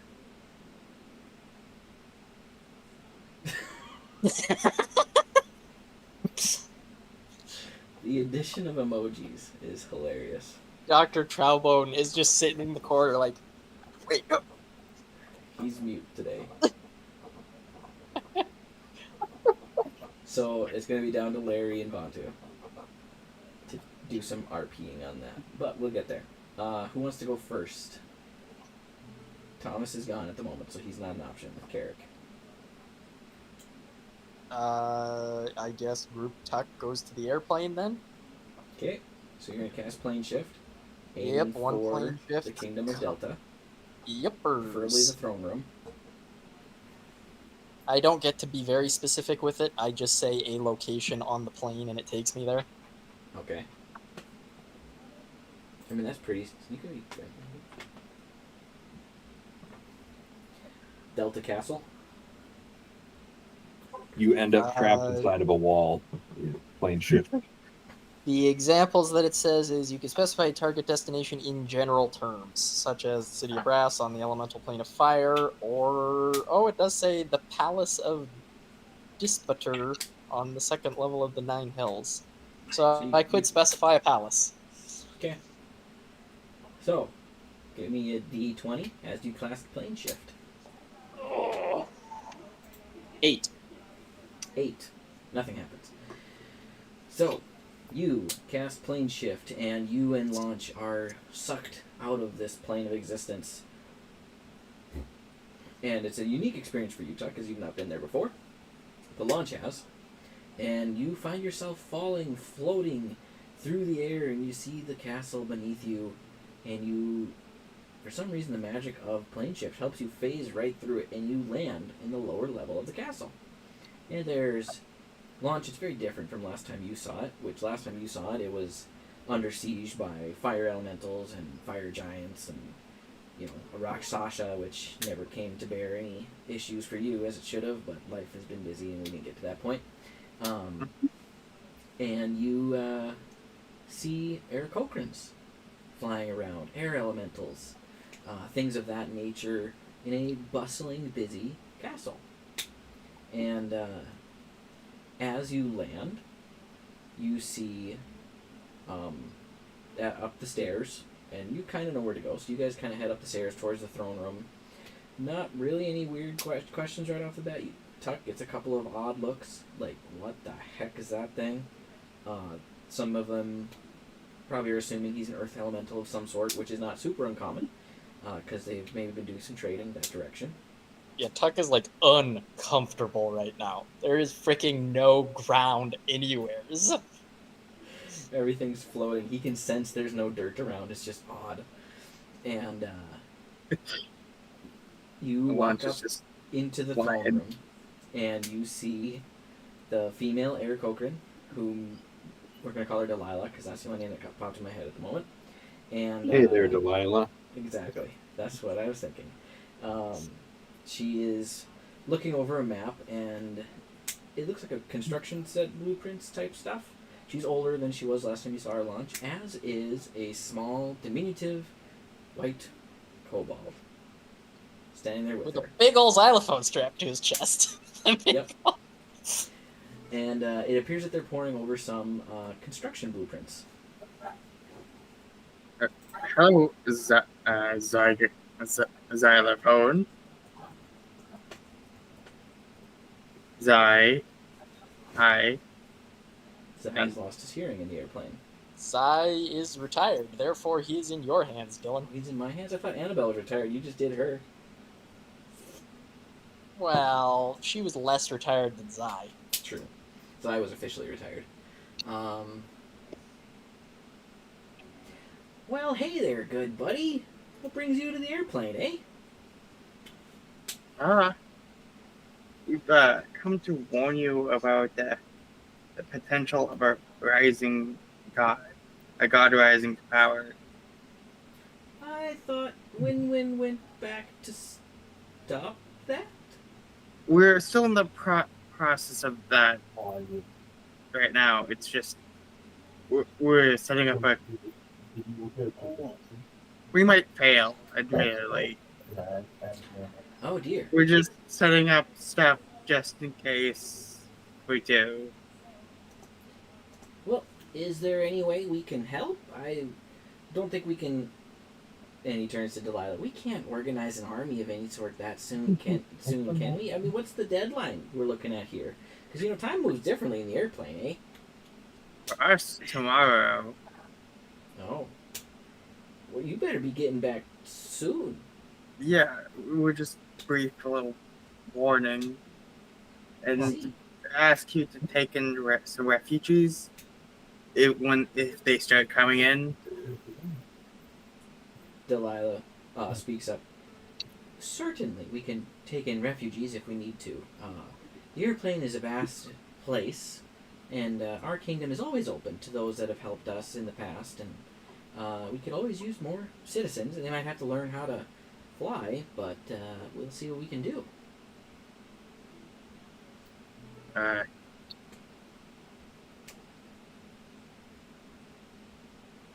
We'll send some people to the roadside tavern that Broadleaf turned into a fight club. We can send a couple of emissaries there to send people this direction if they do start coming through the gateway over there by the Eternal Bridge. And I'm also kind of curious, do you have any potions on you that you could be willing to give up for? We haven't exactly been at war recently. We've been we've had about 7 years of peace or so since you guys saved the airplane. So I don't think we have anything like that in our armories or anything because it's been so peaceful. Oh, okay. Sorry. I would recommend, as the lines of destiny appear to be crossing with the material plane, that you begin to prepare an army to guard that gateway. I see. We will have to, we can definitely do that. We might not be there for a week or so your time. Hopefully that's soon enough before we can get a garrison of troops over there. Anything would be better than nothing. I suppose. That's too bad. We were hoping that wouldn't happen. I know it troubled Winwin for quite a while that you guys were dealing with this, and he was very grateful that I was able to take over his duties and he could go assist you. I must ask, do you have a rapid means of transportation back to the material plane? Cheater's trying to keep his spell slots. No, I don't have a way to bring us back. Oh, you don't? We don't have a tuning rod to the material plane. So I can't plane shift back. She must, because I know that's how she sent you guys back the first time. Wait, hang on. I might have a loophole. If you know the sigil sequence of a teleportation circle on another plane of existence! You do. Yeah, I can bring us right to the keep, right? Yep, because there's a teleportation circle in the keep. Hey, heck yeah! I forgot about that one. We use your teleportation circle.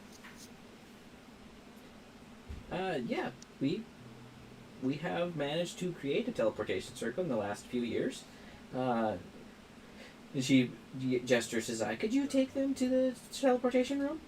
Oh yeah, no problem, eh? I'm probably butchering his eye. I'm sorry. He leads you guys down a couple sets of stairs, and you end up in a room with a teleportation circle in the middle.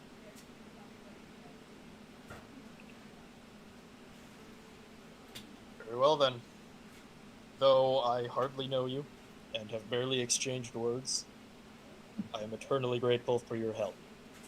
You are a different looking guy, I will say that. I've not met one of your kind before, but I have a feeling that you like to live underground, as do most of my people.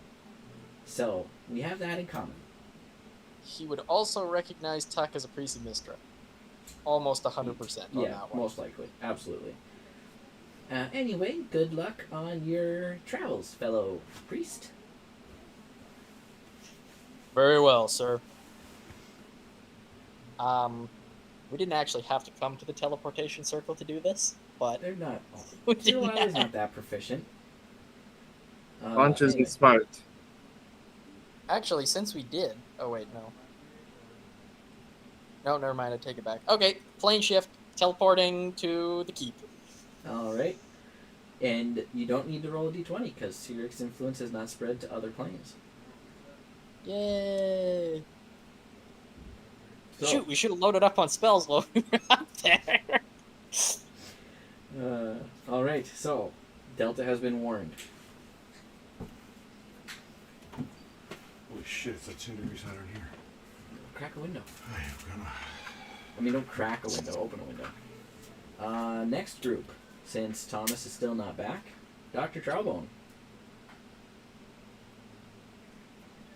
You are going to teleport to the city of Vale. And based on teleport rules, nobody would have anything from there. It's been described to you. So it's 25% chance. Win-Win's been there to the throne room. Wait, clerics get teleport? Right? Dr. Trowbone, you got teleport? Oh, I thought you had teleport. He has plane shift, I think. Plane shift. Yeah, that does not work. I don't think the same. So Crampernamp could burn a lot of spell slots today if we're not doing anything other than warning to do 2 rounds of movement. He can burn both 7th level spells and then his 8th and 9th level spells in order to get everybody where they need to go.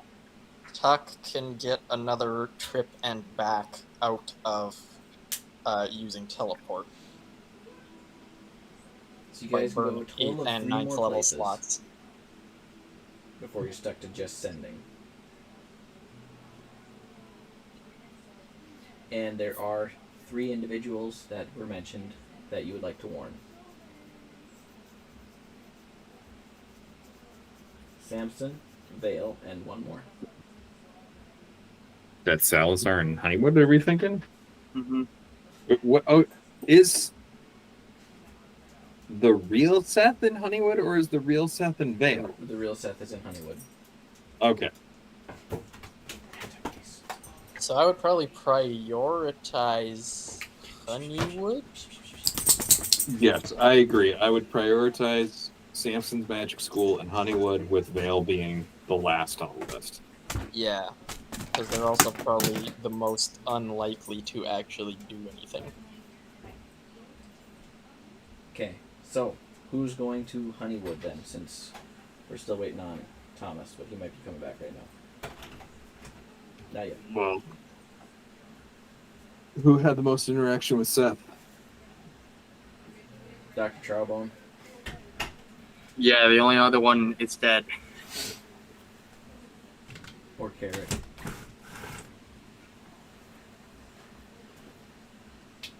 Yeah, okay, right. I mean, the whole Underdark party did go meet Seth, so Crampernamp as well. Just not Larry and Vaughn too, I don't think were part of that trip. So, what? Okay. Can we rope in Isaiah or Dylan into this role-playing stuff and just be like, Larry's just going to do it, not because it makes any narrative sense, but just to give Isaiah stuff to do, so he's just not sitting here all night? Yeah. He was secretly best buds with Seth back in college.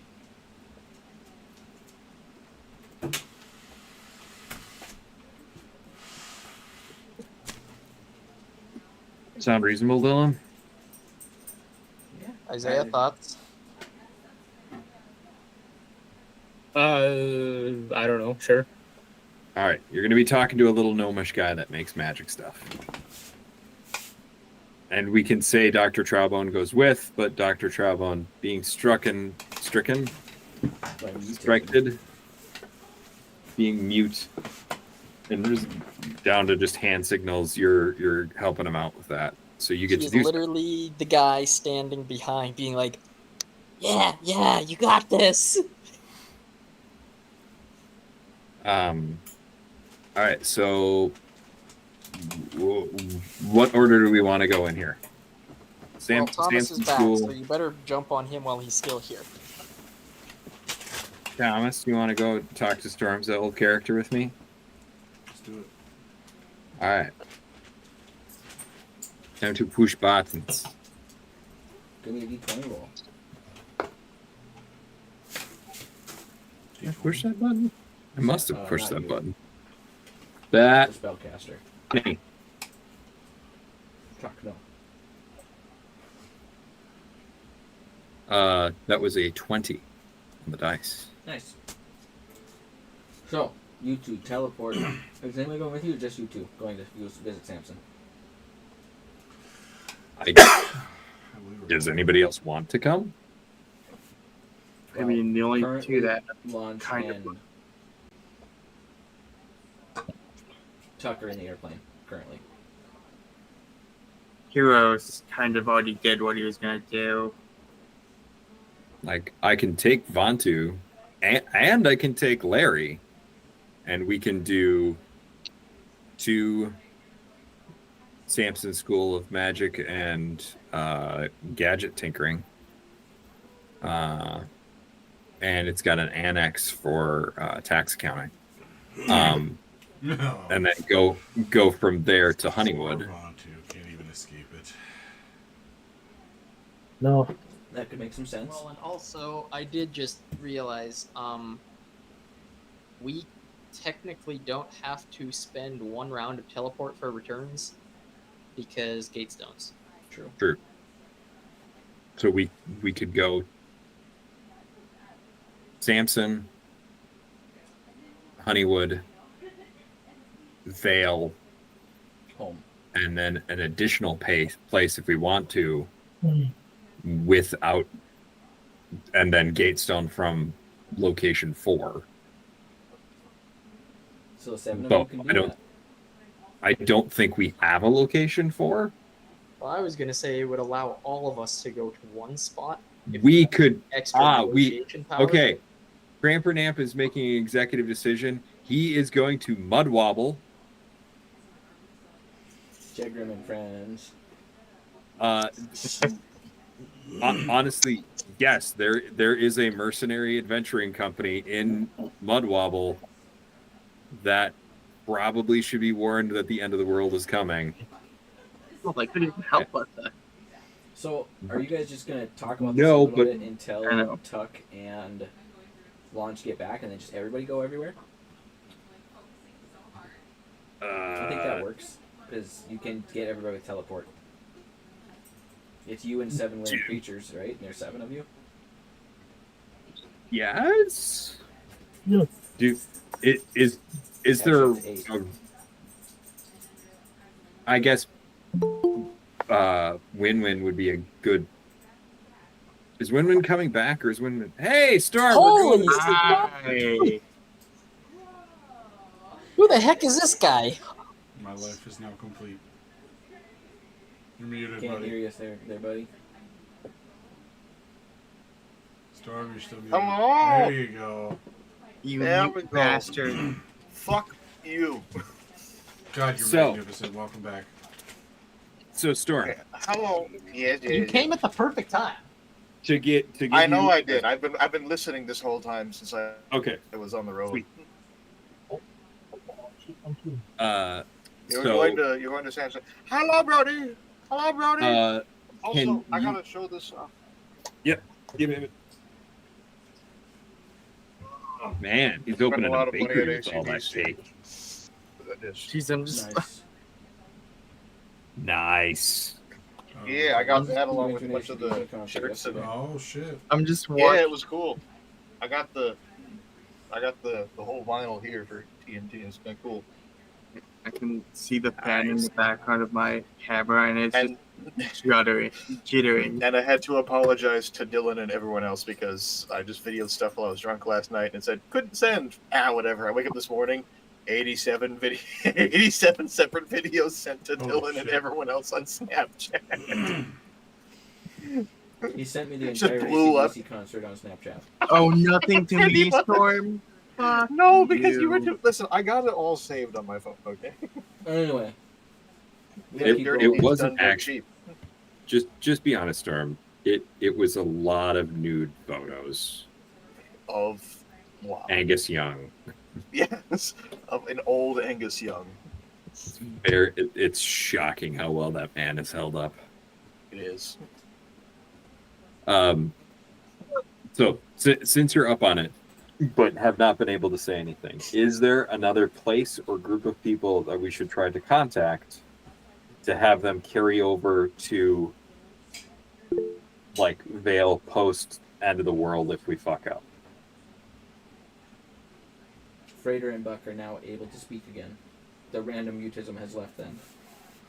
Ah.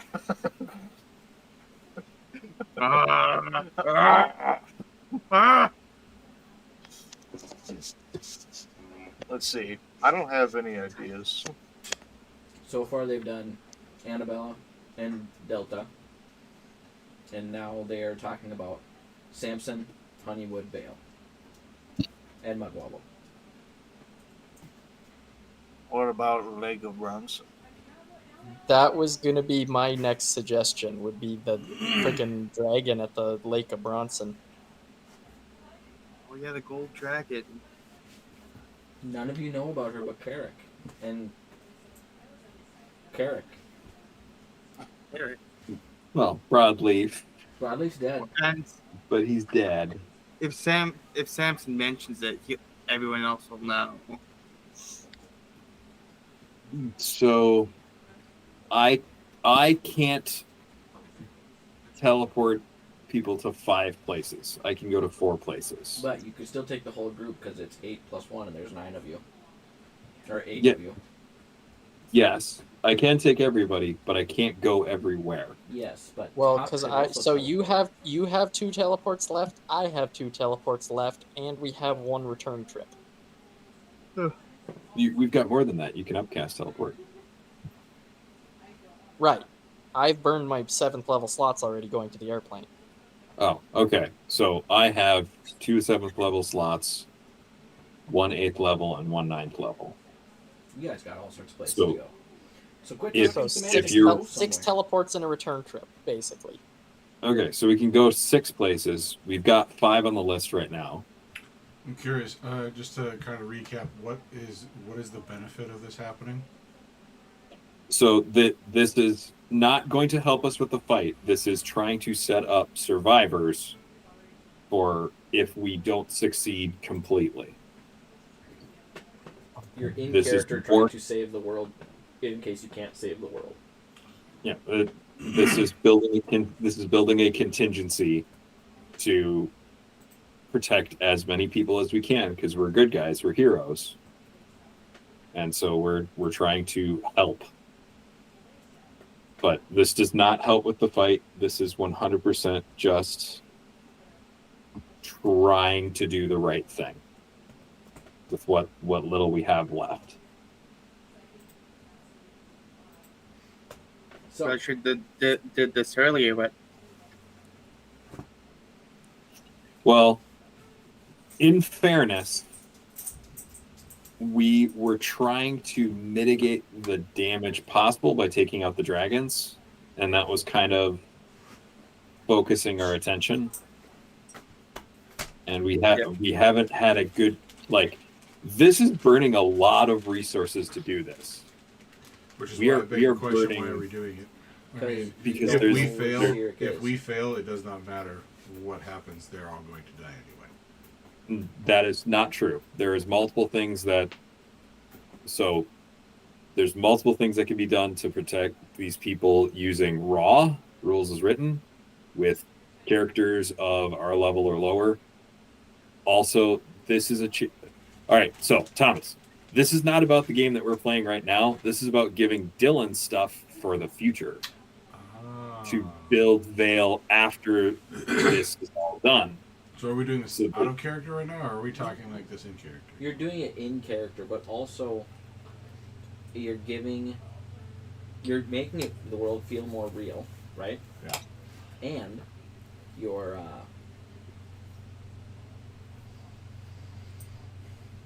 taking up. You have 2 days before shit hits the fan, and you don't know where Sirik is at this point in time. So you can keep spending resources to try to find him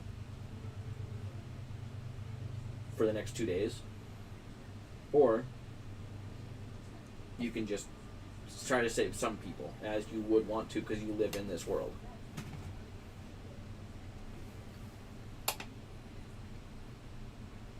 So with that in mind, So- where do you want to go? Where's first? I think in character, Carrick is really struggling with the idea of trying to save as many as he can. He's doing that by fighting Sirik, by fighting Garagos, by doing the things we've done this whole time.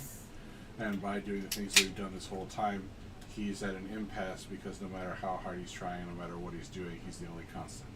Everyone else is dying. So what's the point of trying to save everybody anyway if I'm the only one that's going to make it, if I make it at all?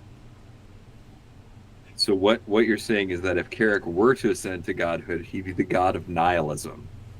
Sure. Of nothing matters, you all are gonna die anyway. No, I'm saying if Carrick ascends to godhood, he will stop anything. He has the ability to stop anything from getting from destroying the world. So the only Unless way it's to another god that's more stronger, that's more powerful than he is. So, as it stands right now, to get to the place to absorb the stones, we're in the Cedric the Entertainer fight. Sirik? No, I'm pretty sure his name is Miss Singh. I was gonna make that joke earlier too. What a freaking callback to August 2020. Yep. 17 characters ago for Pete. Yeah.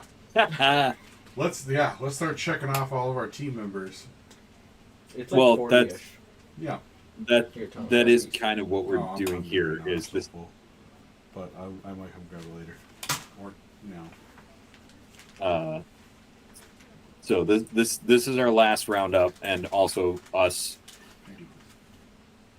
making impacts on the world of Vale for kind of the last time, which is why I want to make sure that like Isaiah gets to have influence in this, and Dylan gets to have influence in this. This is where Carrick's chaos creates that impasse. So while he's on board with it, he's also like, Okay, but this is a chance for Carrick with going to Samson's home, going to someone that he knew for a very long time that didn't die, and helping him and protecting his family.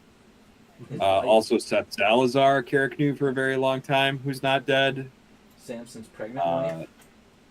Samson's pregnant wife. The Lake of Bronson is a connection to Gleason, whom Carrick had a lot of interactions with, and Gleason's extended family. So, like, Carrick has really big reasons to want to help and save all these people, and probably would not be if Carrick is a good person, he would want to help people. If Carrick is not a good person, then Crampernamp is right, and Carrick should be imprisoned in the demiplane without the means to not just age to death.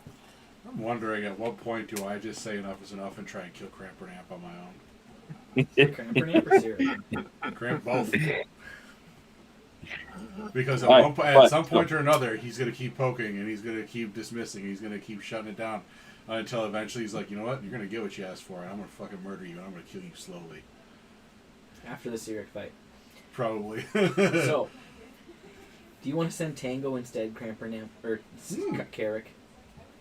We can go. Okay. No, he's just this is what's going through his mind right now while we're trying to check off all the people that are still alive, which is a very short list apparently. So, all right, Crampernamp, would you like to send everybody to Samson's home? I'm ready. Yes. So just to do this, so that way I don't have to worry about it. I'm hitting all my spell slots that can cast teleport. Okay, I need you to roll 1d20 for this time. Yep.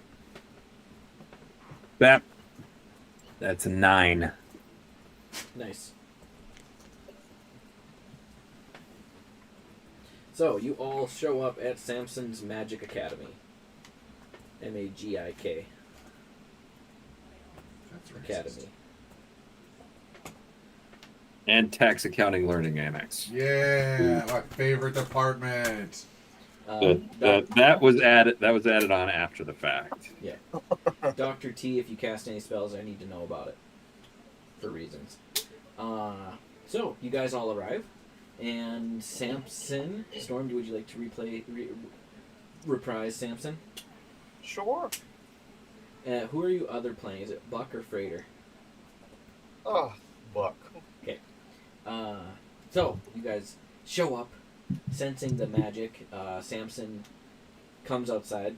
And Samson, you're a little perturbed from the last week here, because occasionally, it's almost as if chaos magic is affecting spells. Weird things happen. One of your students lost all their hair, and then it grew back the next day. Like, it's been a bunch of odd stuff that has been going on. So that's one thing you're kind of concerned about.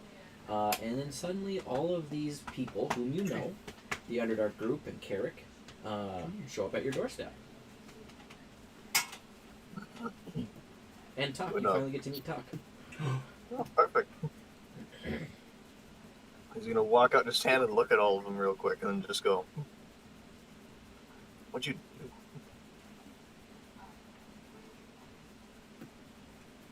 We did a thing. That much is obvious. Big things are coming. And we're here to tell Hi, you. I'm Big Things. Hi. No. Disintegrate. Sorry, Come yes. on, Thomas. You set me up for that. That was an alley-oop. No, it's just the ash baby meme as hands cramping them disintegrates. Cramping up Samson. Big things are coming, and we don't have a lot of time left. So we want to try and reach the people that can still make a difference if we fail, and let them know that if we do, to prepare and to fight with everything that you have to save everything that matters left in this world.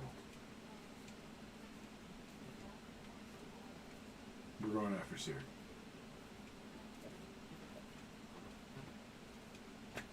Very well. Pretty. Is your car locked?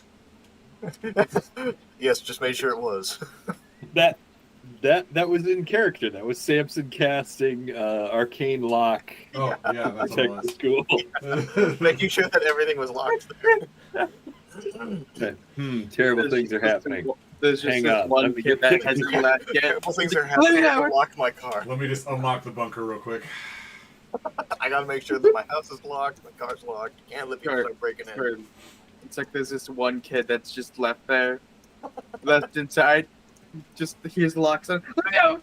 Let me out! Let me out! Stay there. You all seem very. You seem like more than capable. I suppose I don't know how much different he's gotten since I left the group. Well, He's dead. if you... Your as I- friend is dead. Yeah. We've lost a lot. We've seen a lot. We've done a lot. And unfortunately, some decisions that were made with the best intentions, but are not exactly world saving. So, I don't know if there is any kind of, this is a DM question, if there's any kind of look about me that shows me as kind of deteriorating or fading based on my illness. Samson, make a perception check for me. Let me just. One of your eyebrows just falls off. Oh, God. How many rounds we got through? You wear it as a mustache somehow. He's got like the ventilator hooked up to him. He's in the wheelchair. Where's your Quick. label? Quick, get your angry eyebrows out, Carrick. This is serious. Come on, get angry. Get angry. Okay. That was investigation, you say? Perception. Perception. I gotta pull up his old character sheet. But so far it's a 18. That you know Carrick. You know he has that green tinge in his arm. It seems to have spread. There's kind of some green veins in his eyes on occasion. Also, his entire left arm has been replaced. It's now a giant penis. He's a big dick. Butt. Oh. It's an entire That dick wasn't butt. there before. Oh, the ship's flag. The wee wee. Okay, I'm gonna be honest. There was a part of me that wanted to try to contact the ship that we had, and then Dylan would have to deal with the fact that all naval vessels in the second version of Vale would be under the flag of Dick Butt. The fleet And of like dick they put out to sea, and it's this giant like semi-nomadic group of individuals underneath the flag of Dick Butt. The wee wee. I'm all about that. All named after various forms of excrement, presumably. There's the wee wee, the deuce. Oh, I thought that was like different words for penises, like the wee wee, the pee pee, Oh, Long the schlong. Johnson, the wedding tackle. the third Yes, that's Mel leg, Johnson. Third leg, Greg. one-eyed Oh snake. God. Okay. Schlong, the Sorry, tallywhacker. Anyway. Carrick, that's up to Carrick if he wants to reach out to his ship and inform them what's coming. That's his ship. More or less. Gentlemen. Visiting captains The of poop the- time is nigh. Let's finish one I'm conversation. doing a at a time time. of pain. So Thomas, we do have one more teleport that's not accounted for. So we can contact your ship, The and Wait, you have I been can burning stay teleport through. spells and didn't realize it this whole time? I'm offering it because there's not much else that we're doing this in-game day Oh, other than going around warning people. Wait, so basically what I'm asking is, am I checking off spell slots and the time spent for this? I would in That- case the DM decides to launch a premeditated attack before we can recover anything. And I take hope he the shit doesn't out of us. because I hope he doesn't because I hit all of my spells even though we haven't got. I've hit everyone even though I've only used a 5th level and a 7th level. So this is so far. prime time to attack Crappernamp. Yes. No, let's because finish the conversation with Samson anyway. and then keep moving. Yes. So Sorry. Derail. Samson, you So- notice that Carrick don't look well. That's where we stopped that. Okay, that helps me get on track again. I did something in order to try and stop Zurich, and what I thought initially would be beneficial has worked in some ways, but very much backfired in others. everything tastes like guacamole. That would be a fucking nightmare. Ugh. It's green. Name another green food. A fucking celery. Lettuce? Those don't have taste. Exactly, but they're somehow better than guacamole. Okay, keep talking to Samson. Just snot rock in the bowl and dip your chip in it. It's the same thing. Crampernamp is going to bring out his notes regarding the magic crystals, and he's going to outline to Samson. This is an element of the means of deification that Cedric is using. Our friend Carrick over there ate a battery. He ate one of these, and that caused his deteriorating state. I am mortal. So I basically took the first step in ascension to godhood, which would be fine, except that I am mortal, and my body cannot take it. He ate a battery. That So I'm was being foolish. powered, but I'm dying at the same time. So we're warning you so you and your students can take all the means that you can in order to protect yourselves for what potentially is coming. Like, if we succeed and the sun dawns on the 23rd day of the 10th month or the 22nd day of the 10th month and everything's fine, then everything's fine. But if we fuck shit up on the 21st, but not sufficiently so, we want to save as many people as we can. Very well. Historically, we have not been good at saving people, so we're trying to turn over a new leaf. Unironically. So Trampernamp is going to share, I don't know, plane shift, gate, demiplane, all the means of providing either refugee stuff, flee out of a material plane for a while, short term, medium term, long term. Okay. And Storm, at a later date, depending on how things go with the rest of the campaign, we'll discuss what that looks like. I was gonna say I would share spells with him too, but we don't have Don't worry about time. that. It takes there's hours. no time for that. But it basically, I'm making sure that even though it's not on Samson's character sheet because he was there, I would assume he's level 20 at this point too, and he's got all the means in order to save his. Oh, okay. This would be a good later thing for Storm to work on with Dylan. Of okay, what would Samson do in 2 days to protect his students and ensure continuation? Correct. We'll deal with that at a later date. From here, where would you guys like to go? Honeywood? And do Sloop de Mert? Not Sloop de Mert. Seth Salazar? Seth Salazar. Sloop de Mert to Sirik. We're going to go to Sloop de Mert, and we're going to warn him. He seems like a stand-up guy. I trust him completely. Okay. I'll be right back here too. I gotta go. Am I allowed to downstairs. even go there? To Seth's? Honeywood? Honeywood? Wait, which one is the one that I kicked? Oh no, that's a different thing. Never mind. I don't think characters are kicked out of anywhere. That was in Phil's campaign. I thought it was the Salazar thing. I was like, talking about the guy who sells shit out of a wagon somewhere.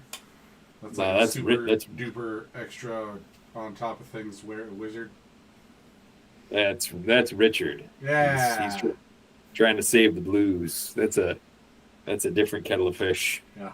So, you guys teleport to Honeywood. Easy enough to do. You've all been there, except for I think Vontu and Larry. Sorry you guys came in so late to this campaign, and just there's not a lot for you to do in some of this session, but we'll get there. Crampernamp, you're tapped out of teleportations now? No. He's got a few So more far, to go. I would have 2 more to go, but I clicked the buttons for him already. Oh, gotcha. Okay. Crampernap, please roll a d20. 13. Okay. So, you guys arrive in Seth Salazar's shop, the Enchanter's Emporium, in the basement of Ground Zero's house. And he greets you all. Ah, good morning, my friends. It has been a while since I have seen you. Why the long faces? Not everybody at once. I see you have some new friends. You have a big Loxodon fellow and a little goblin. And this Anteater. I don't think I've met him before. I believe he prefers the term Anteatrian. Anteatrian? Seth! Holy fuck! Yes. What can I do for you? The lines of destiny are deeply crossed. Indeed. Wyatt, you want to jump on this one? Am I here for this one, or have I gone back? Doing now. Yeah, We're all here. Cool. We're not splitting anymore, just so that way it's easier for anybody that wants to jump in and talk to jump in and talk. Okay. Seth, get I'm fucking trying to remember ready. if Launch has even met Seth. I don't know if he has. I think he's been in his thing, but I don't think he's bought anything. Heroes contacted Seth. yeah. This was our first contact coming out of the Underdark.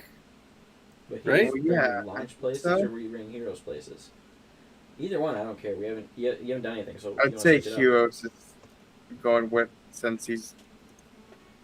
Because Heroes also went to Mudwobble, right? Yeah. Yes. Okay, so I was gone the session you guys met and Seth. Okay.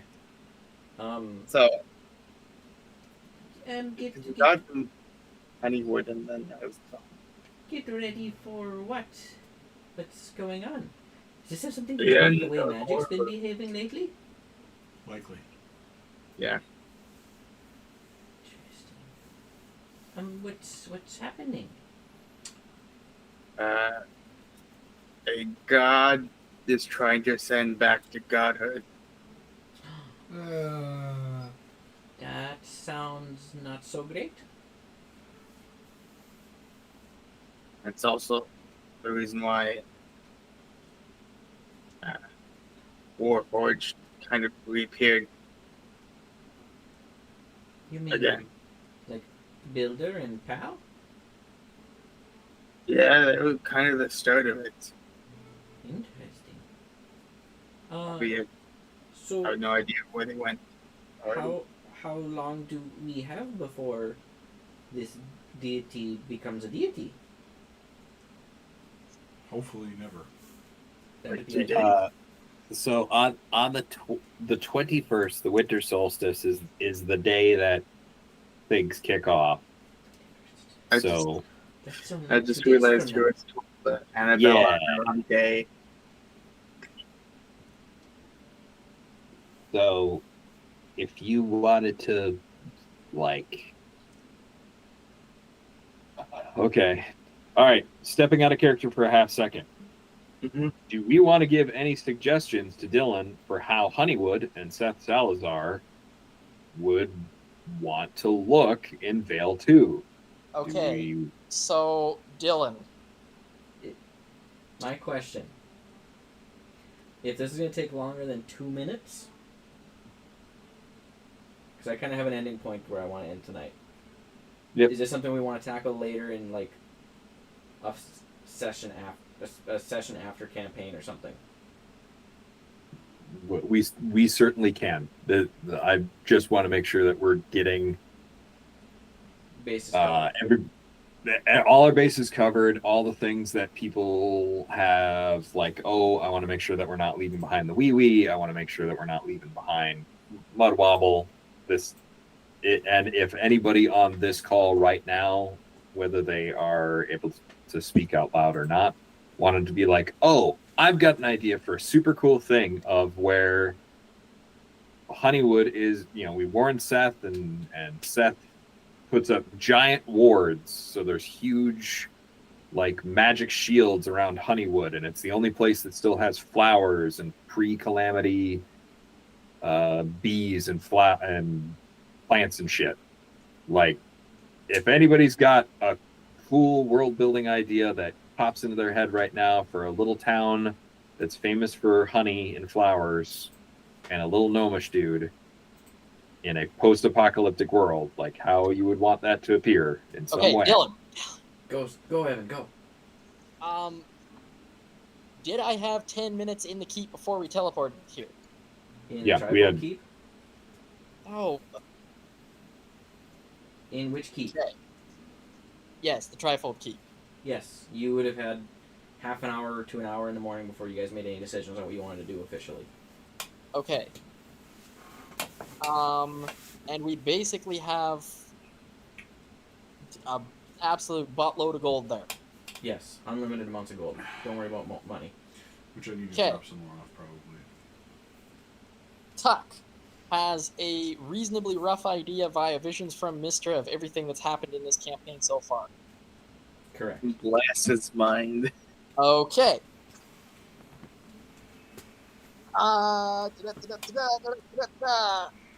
Fabricate spell. Choose raw materials that you can see within range. You can fabricate a large or smaller object contained basically within a 10-foot cube.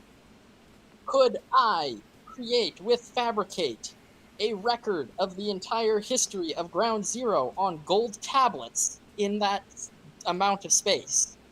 And or cast it multiple times to do this? I would need longer than 10 minutes. I could do it twice with 20 minutes. I don't think you have enough gold tablets. You have enough gold. Don't worry. You guys have so much gold. Yeah. Sure. Okay. Tuck will have done that. Okay, I need So two there is D20 now- rolls. Okay. 8. Okay. 7. Okay.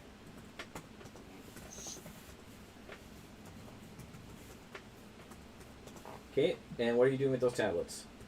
Okay, so Tuck now has a collection of gold etched tablets with the entire history of Ground Zero, everything that's happened in the world up till this point. Okay. Basically leaving it on the cliffhanger of, well, we're about to go fight Cyric. If things go south, this is our story.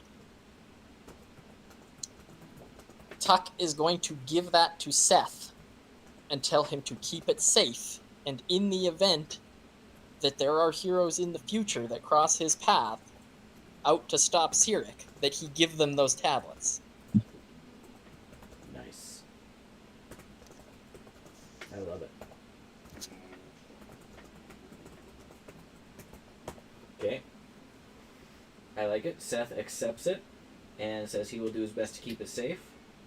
And he Because I figure he's a pretty high-level wizard, so I don't have the time to hide them away magically, but he probably will. Correct. He will tell the group at large he has ideas on how to protect the village of Honeywood. And if anybody wants to join me on a world building thing at some point in the future, that's when we'll discuss that. Cool. Sorry about butting in. I just wanted to sneak that in quick. That's the shit that I've been trying to set up today. Of like we've got 2 days and there's not a lot we can do to interfere with Cedric the Entertainer's tour plans. I mean, if you guys figured out where he was, I'd let you go there. To some extent. Not today. Figure it out. I've burned a shit ton of spells. Not at this moment, no. Well, okay. like, from the hero's perspective, this makes more sense anyways. It's preparing the world for whatever happens. So, And we give you a list of these are the places that we want to make sure go in some form to Vale to. I like it. It lets me know what you guys liked and didn't like. Next stop, where are you going? I think at this point it's Colfax, isn't it, to talk to the king? Yeah, Colfax, Mudwobble, Wee Wee.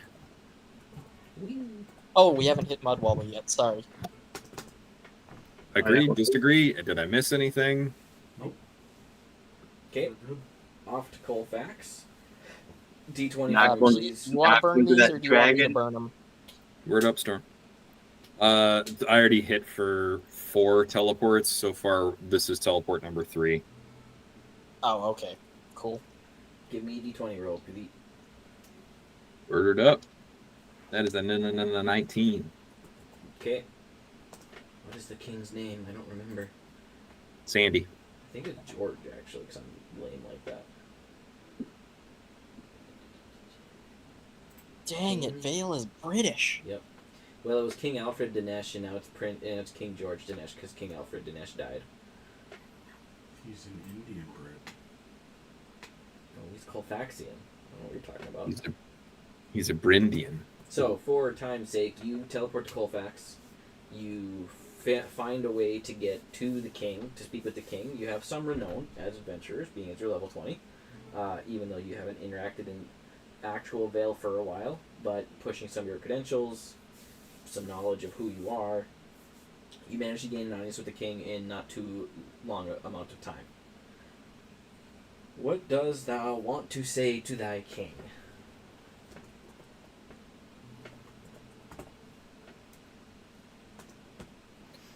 We teleport in, scream, eat a dick, and then teleport out. That sounds like Crampon, yeah. Taxation theft. Boom. Does anybody who has not done a lot of RPing tonight want to take this one? Dylan, Isaiah.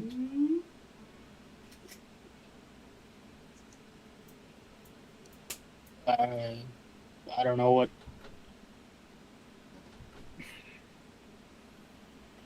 How would you speak to a king and warn him of things to come? You find yourself in the throne room of the largest capital city of Vale. And before you is the king. He's in his early 20s, newly ascended to the throne. Brown hair, brown eyes. Seated on his throne. Looks a little unsure of himself on what to do with his life. And in the back of your mind, you hear Mortal Kombat start with a "Now for a taste of things to come." Let it go. And if you really don't want to, Isaiah, you don't have to. Dylan could as well. And if he doesn't want to, then we can just like Pete and Thomas keep running the RP show. Okay, yeah, I'm not sure. I have no idea what. Larry is so underdeveloped. Okay. It's okay. This You're a goblin. Just tell him to eat a dick. Oh gosh. Eat a dick. Well, I mean, What brings these mighty adventurers before me? I've heard of your deeds, most of you, some of you. What urgent mission brought you before me today? A world-ending one. Really? As if Potentially. the war with the goblins and Garagos wasn't enough. Well, Garagos had an acquaintance who had a similar goal to his. An acquaintance? Who rise to godhood. Thomas has ran away. I can't hear you. I can hear you now. What His acquaintance is named Cyric. Cyric. I think I heard of him in my studies. Wasn't he at one point the god of trickery? Yes, at least that's what I'm pretty sure that's what he was. And he's working with Garagos? The goblin horde's been defeated. He's setting things up alongside for his own rise to power. Indeed. And what do you suggest we do? Trying to think if Kios would know if he's. We believe he's, at least for the moment, he's just trying to gain control of the material plane. And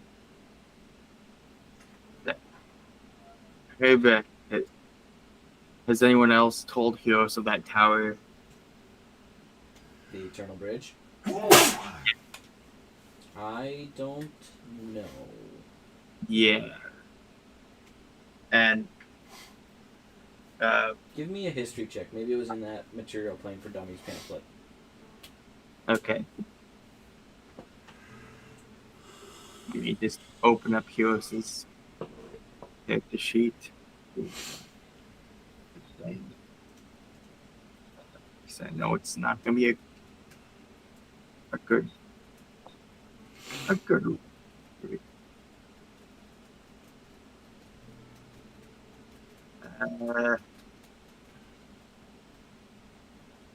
dirty 20.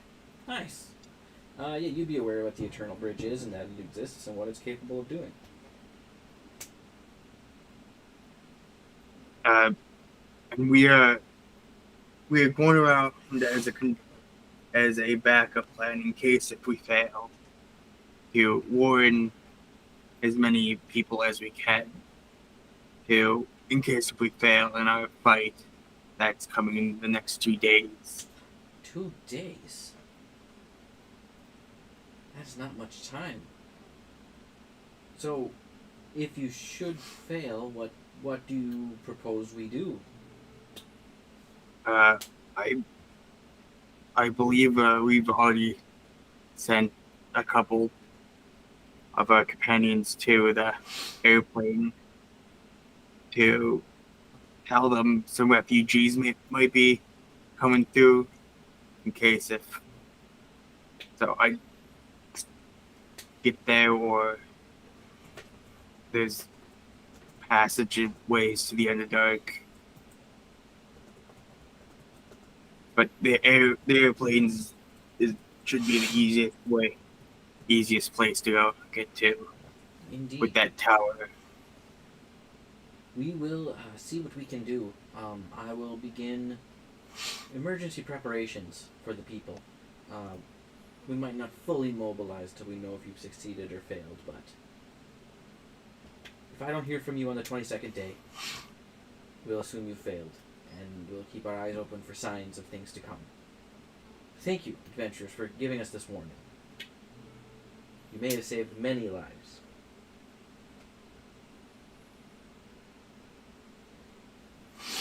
Any further discussions here, or do you want to move on to the next place? Also, you should not tax people. Taxes are what make the world go round. No, you could set up a system of tariffs. It would encourage internal investment and not penalize people for the shit that they earned themselves. I'm very interested to learn more. If you survive, look me up. Yeah, if I survive, I will definitely contact you to tell you how to run your kingdom. I could use more advisors. Alright. Okay. Where to next? We got Wee Wee and Mudwobble. Where do we want to go? I'd say Wee Wee is last.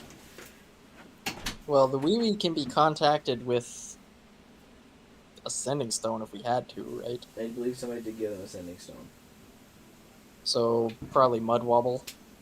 Alright. To Mudwobble. Alright. D20 roll for me there, Crampernap. 2. Nice.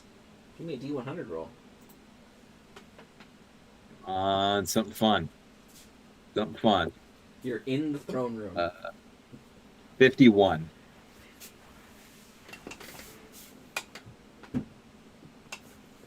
That's boring. A spectral shield hovers near you for the next minute, granting you a +2 bonus to AC and immunity to magic missile. Well, let's re-roll that. What? That's stupid. That is stupid. 29. I watched the one where you fireball yourself. That's Or turn honestly into a what I was potted hoping. That was so what I was hoping for was okay, yeah, we'll totally save the kingdom. All right, goodbye. Massive So- explosion. Oh, Does the effect take place before or after the spell completes? Which is funnier for whatever this causes? After. All right, after. So, you're casting your spell, and you all teleport to Mudwobble. And for the heck of it, you're thinking of Jegrim. You teleport to the front of Jegrim's shop. However, upon landing, Crampernap immediately teleports an additional 60 feet to an unoccupied space that he can see. So, you land and immediately abandon your party. Which is what happened Crampernap last time you were in Mudwobble. Immediately shows up and it has a passing thought of, man, that cafe that I went to last time was really nice. I hope they're still and it, boom. And the rest of you are standing in front of Jegrim's shop. And he hears the oomph of the magic. And he looks out the window and steps outside. Hello, kidnappers. yes. I mean, I'm so sorry about that. They are kind of not used to the no. It was a very strange experience, but I must say, you all changed my life. Look, I've opened my own shop, and you read it, and it says Jagrim's Adventuring Academy, or Jagrim and Friends Adventurers, or something. We even went on an adventure recently. I lost a few gnomes, but they did stop. I believe they stopped a Trask from rising, so that was pretty cool. And we determined that gnomes have very large extended families. Yes, they breed like rabbits underground. Anyway, what can I do for you all today? Storm, do you want to take this one? You get to warn gnomes. As Buck. Yeehaw. We're all going to die. His face turns white as if he's seen a ghost. There we go. Perfect. And not in just like that. It's gonna be bad. But I just figured out what I want to do with my life. Well, sometimes life has different plans and wants to kick you right in the balls, you know? That's the whole part of being an adventurer. You go to do one thing, something kicks you in the nuts. That's a low blow. It is a low blow. Don't worry, it's gonna get lower. Can't get much lower. It'll be on the ground. Well, a guy's gonna rise into the sky, and then everything will be more or less screwed. And who is this guy? He is Kevin, sir. What's his name? Cedric. Cedric. Cedric will rise into the sky. I also said it wrong. So Cedric is going to fly? I thought Cedric was... Oh, he's gonna make this whole world just crazy. All right, so you need to get somewhere safe, take people to somewhere safe, and prepare. I think I can translate his ramblings a bit more How clear. good can you hit stuff? Not very good. Well then, running is always a good option. There's Cedric trying to arrest Goddard, and you should probably prepare your people to, in case that he does ascend to Goddard in the next couple of days. And I'm gonna grab him by the shoulders and go, "You are this place's last hope. Okay. You have to do something about this. You're a hero now. You're a hero. You're a hero, and you can do so much more than people say you can. You stopped it. Your group stopped at Turask. You see him Think of what you and everyone else can do. We know you can do it. We can do it. That's right, you can do it. I'll gather my adventurers and we'll save Mudwobble. And then he turns around and runs into the shop. As he's running away, you say what? And if you can't, find a place to hide. Okay. And he's gonna turn around to the group and go, I think that went swimmingly. Mudwobble is not going to exist if we fail. He's gonna type up I think that went swimmingly. I think he got the message. He's so confused on what's going on. He's just gonna they will try to survive. We can decide what that looks like later. Don't tell me. On a scale of 1 to 10, how was my delivery? A solid 6. I like 6. 6 is at least better than 5. You should have at least said the guy was a god. Then it would have been. Well, that's what I said. He was rising to godhood. He said he was rising to the sky. Well, that's usually what they do. Alright. No, not really. Okay. Next stop. Just staring this. Alright. Next stop So, is this- the wee wee. Crampernap comes back Well, did you guys talk to him? I got a cup. I got Eating a a cup of cupcake. coffee, cupcake. I think they got the message that either they fail or they die. Cool. Yeah, that's very good. I mean, awesome. Well, Jegram seems to be motivated now. All right. Well, good enough for me. Goodbye, Mudwobble. May you find yourself prosperous in the future. I've got high hopes for Mudwobble. I do too. This place will be standing in 1,000,000 years. This it'll place probably- will be standing till they die. It'll probably They're be a Mud- civilization built on burrowing underground. What is there not to enjoy? and apparently having a lot of kids. Like, This place is gonna last. I mean, they for have to keep up with the years. Cavens, you know? we Even were if he got, knocks down 1,000 a day, they'll just keep coming back. we, I'm gonna say, have you ever we- tried to find a rabbit's nest? Whoa. That's what the chaos magic is just going to make it so that way gnomes just reproduce by splitting like amoebas. Osmosis. Alright, so. Every time you turn around, there's more of them. Freaking tribbles. Where'd All you right. know? Aside from the wee wee, is there anything else? Do we want to try and hit up Lake Bronson? Oh shit, that was the other one. That dragon, yeah. Yes. Try. Okay. So The only next one stop who's where? either in character is Carrick. But Carrick has a pretty big tie to the wee wee. Yes. Like that is his boat, and he did give a significant amount of money to those guys. Correct. One could Like say this it's part this of me. Go underground. We're on water. you're getting some Go art made? underground. Well, I say one could say it's a part of me. Yeah. Oh, You wanna hold on to your wee wee. Yeah, So- I would hope your wee wee is a part of you. The wee wee. You teleporting there? Who's casting the spell?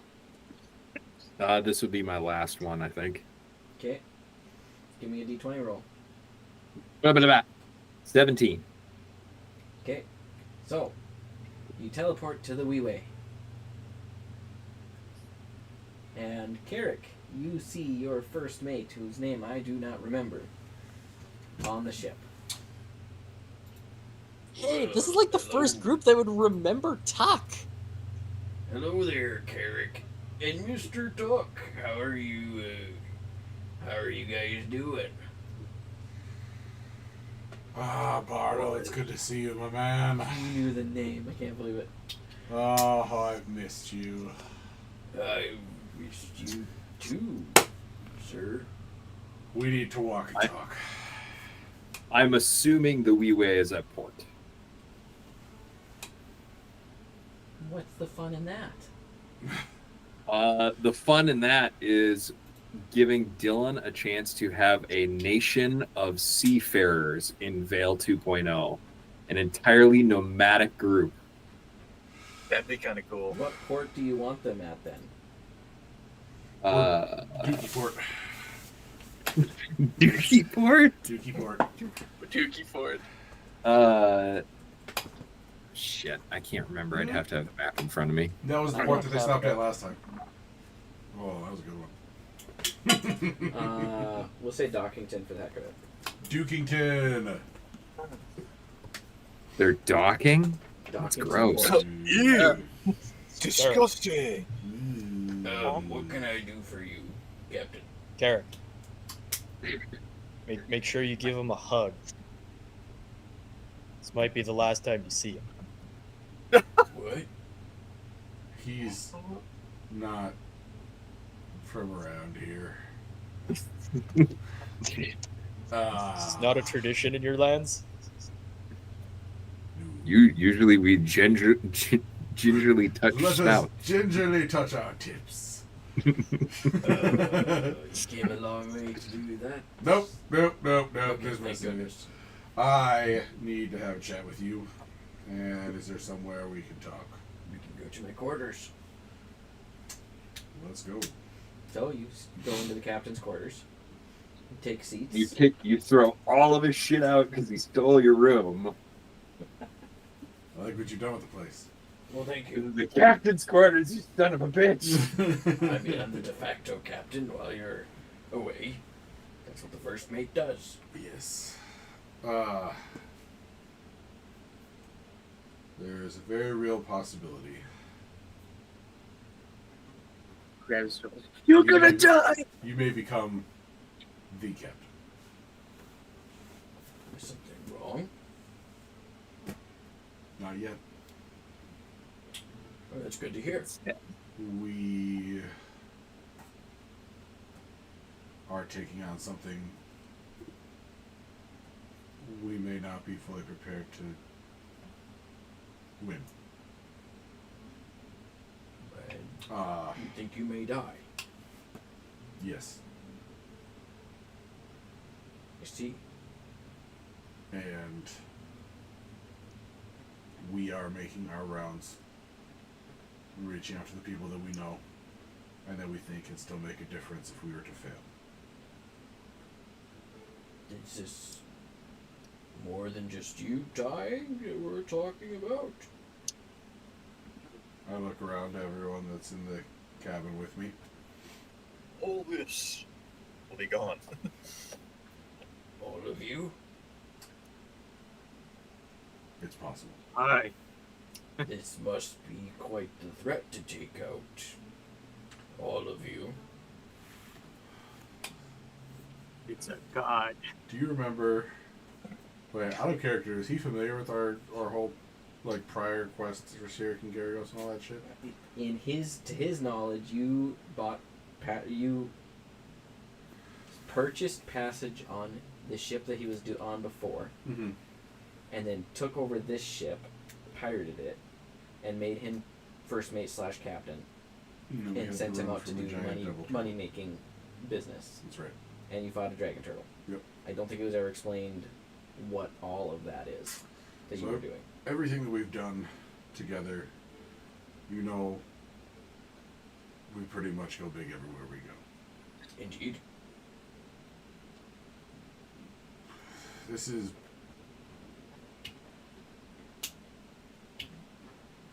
bigger. Bigger than a dragon turtle? Yeah, bigger than the dragon turtle. This entity is trying to ascend to godhood, and we are trying to stop it. That is indeed bigger than a dragon turtle. That could be a problem.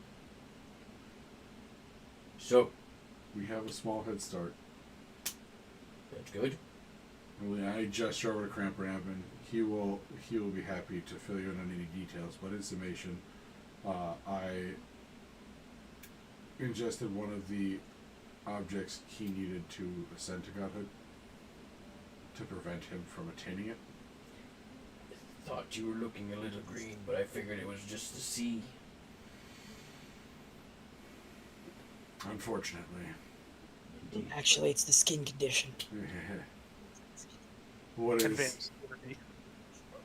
I thought would be a benefit, and something I thought I could contain, benefited me in some ways, but is also killing me. So, we're trying to do what we can with what we have, and time is running short.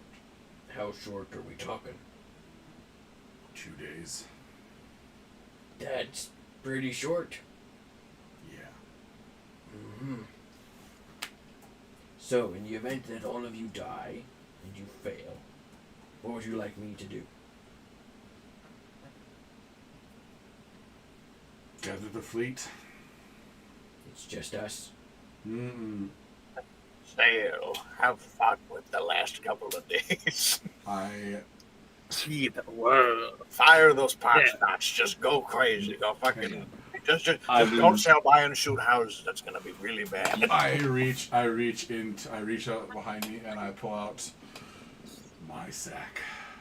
Oh my God! I drop it on the table. Okay. How much is that roughly? That's 1,915 platinum pieces. Jeez. It's a lot of PP. I want you to assemble a Dig fleet. down hard. I want you to train them. I want the best weapons, the best crew, the best ships you can find.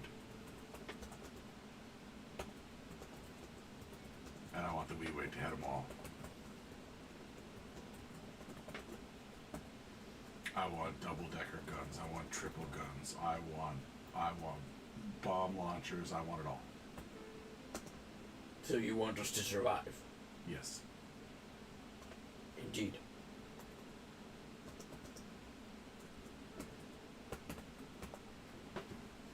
I will do my best, Captain. You have my thanks, and I wish you all the best of luck. Thank you. Good luck to you all as well. Hopefully you can defeat this entity that wishes to destroy it all. His name is Cyric. I have heard that name. Yeah. That's not good. No. That's a problem.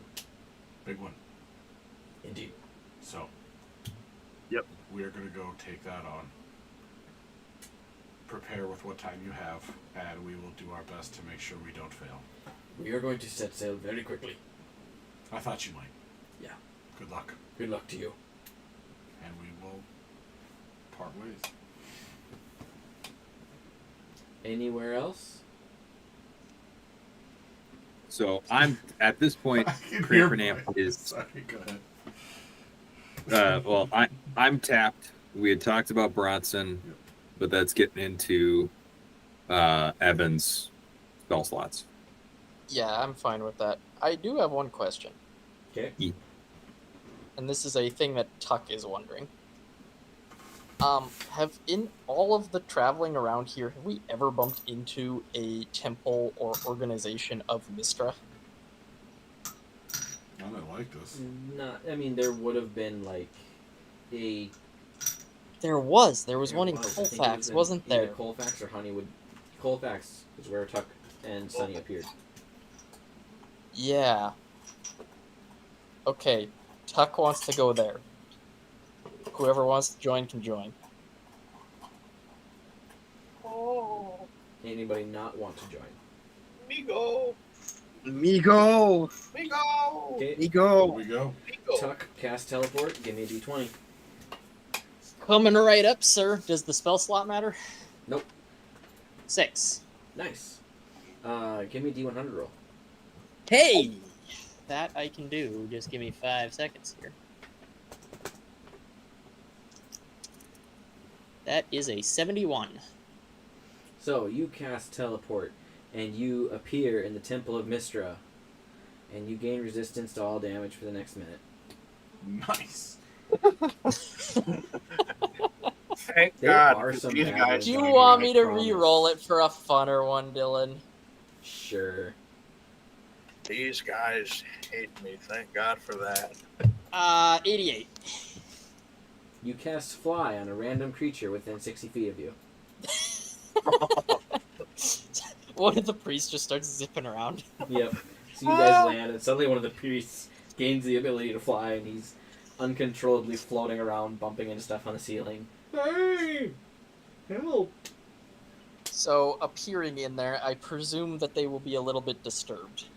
A few of them, Mistress priests are fairly level-headed, along And the lines of Tuck, so they're not super easily surprised, but they're definitely aware the stuff's going on with magic. And it is also extremely, like, one of Tuck's background features is that religious people know his religion. Like, it is obvious. And that he is a priest. Yeah. And So, I would imagine it's the one who collected you and Sunny the first time when you appeared there in the Yes. first place. And Yep. I believe that was a female. Well, hello. yeah, shoot. Oh. You are back. Good evening. Yes, the lines of destiny have returned me to your presence. Oh my god. Indeed they have. I am sure you are aware of the battle that Our Lady Mystra is facing in controlling this chaotic magic. I am. This is caused by the potential ascension of an old deity, one Cyric. Indeed. We have You're aware? felt his influence on our magic. It's gotten chaotic. Me and this group with which my life has become entwined.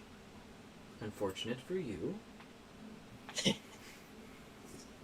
Have been sent on a quest by the gods, by our own heroic wills, by destiny itself, to attempt to defeat Cyric.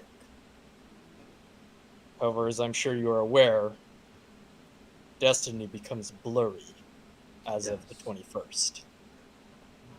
We have noticed that. In coincidence with the winter solstice. As many magical occurrences do happen. I come requesting a task from you and your church. And what might that be? I have had visions of catacombs in the desert. Okay. You know what I'm talking about, right, Dylan? Yep. Okay, good. I ask that for the preservation of Mystra's power and the archiving of magic in this world, that you create a branch of the Church of Mystra hidden deep within the catacombs, secreting away the magical archives, history, and knowledge of this world. Nice. We will do our best to make that happen before the solstice. We appreciate your guidance as a head priest of Mystra.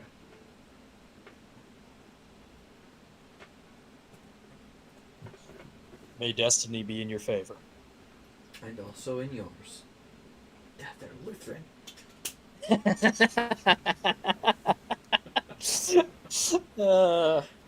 If followers of Ilmater are Catholic, I guess now followers of Mystra are Lutheran. You know what?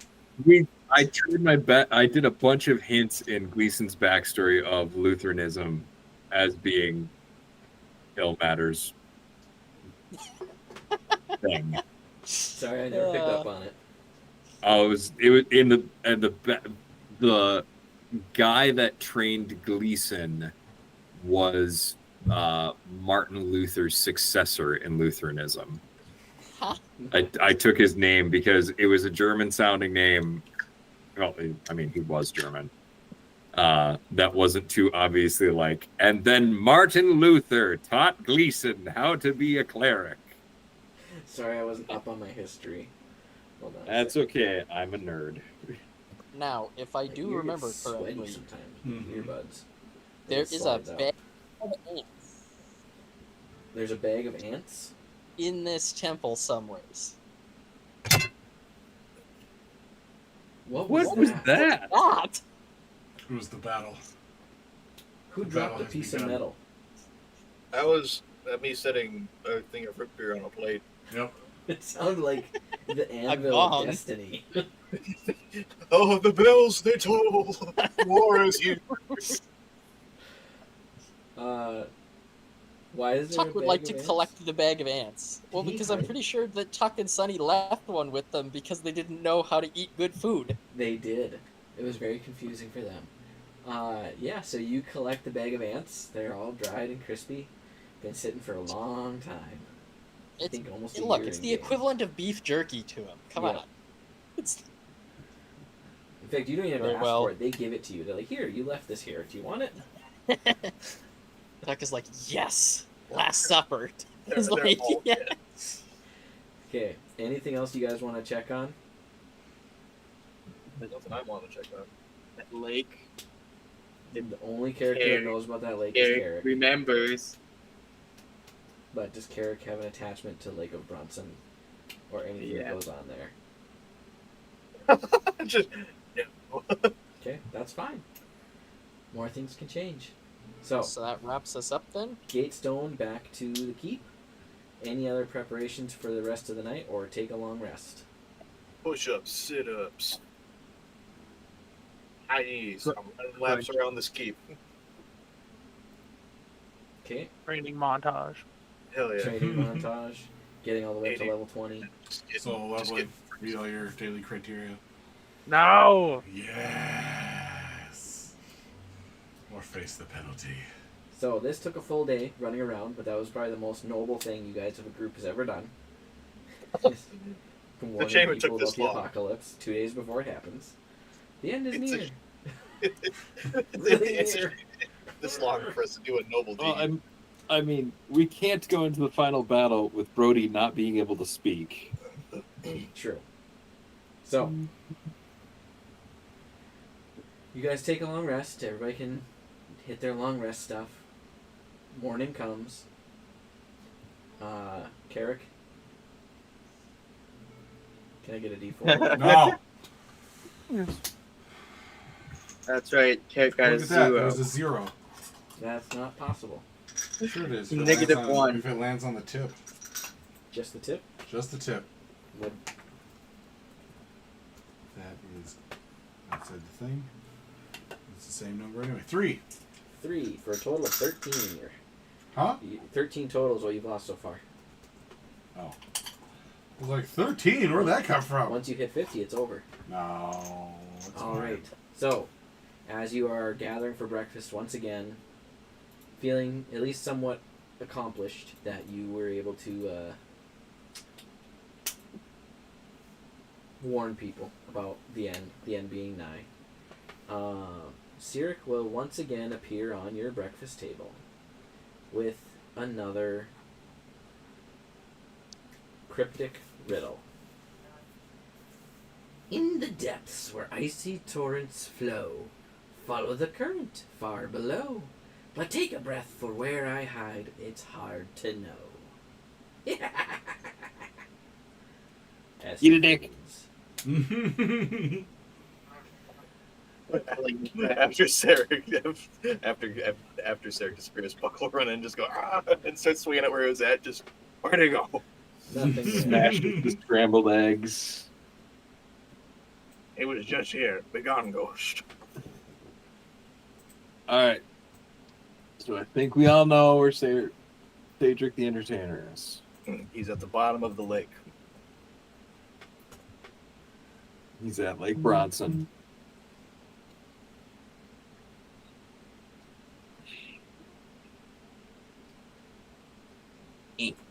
You should have all four riddles available to you now.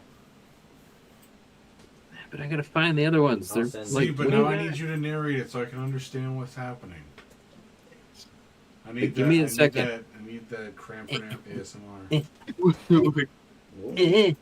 I'm gonna head out if that's all. Before time began. I was saying, if that's all, I'm gonna head out. I got another place to be. Hold on. Okay. This is like the last thing we need to do is figure out where Cedric is, Sounds good. and then we can go. All right. So, all right. Is everybody ready? Yeah. So I'll try to read this in order. Roots run deep where the ground does sleep. Find the stone that isn't stone, and you'll see where I've flown. Beneath the winds that howl and cry, seek the path where feathers fly. Beware the air, for it's as fickle as I. In the warmth of flames so high, my secrets burn where shadows lie. Don't get too close, or you might fry. In the depths where icy torrents flow, follow the current far below. Take a breath, for where I hide, it's hard to know. Eat a dick. He put that one there on purpose. I might need to get that cough checked out, and it's sounding a bit worse today. Well, I think it's the effects of the wish spell. They're wearing off, and as my strength regains, I fear. All For right, those so of us that may have lost the Aramore map, Dylan, could you ping that to us? Or I can do better yet. I can put the maps on screen if you want. I can do better than that. Here's where he is. Look.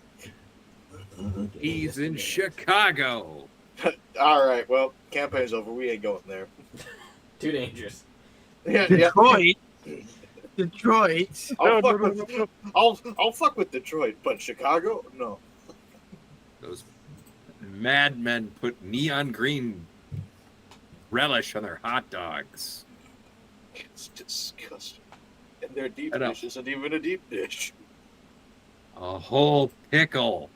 Who does that? So there's the map of Aramore. All right. All right, sorry.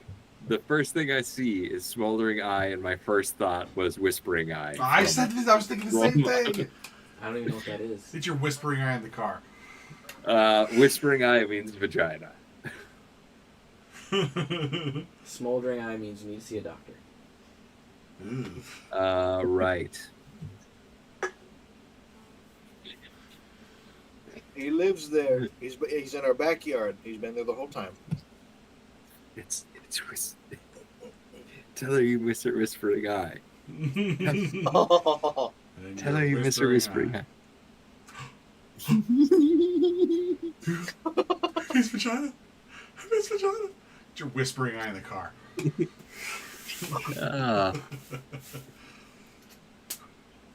It is a morally questionable movie, but an underrated Paul Rudd movie. Very much. I love the coffee scene. Will still always and forever be my favorite. Not the Shrek's. It's Shrek's piss. Yeah, no, seriously, the coffee one is so freaking funny. I was like a large black coffee. You need a venti? No, I mean a large. A large I have is no a venti. idea where he No, would be. venti is 20. Large is large. Tall is also large. Congratulations, you're stupid in 3 languages. I will say the location of Sirik has been mentioned by name tonight. Air. Fire. Chicago. Water. Like a There better not be the elemental planes. We just sent people to a bunch of people. He is on this plane of existence. I know. Everything changed when the Fire Nation attacked. Thomas, you were so close for a second there.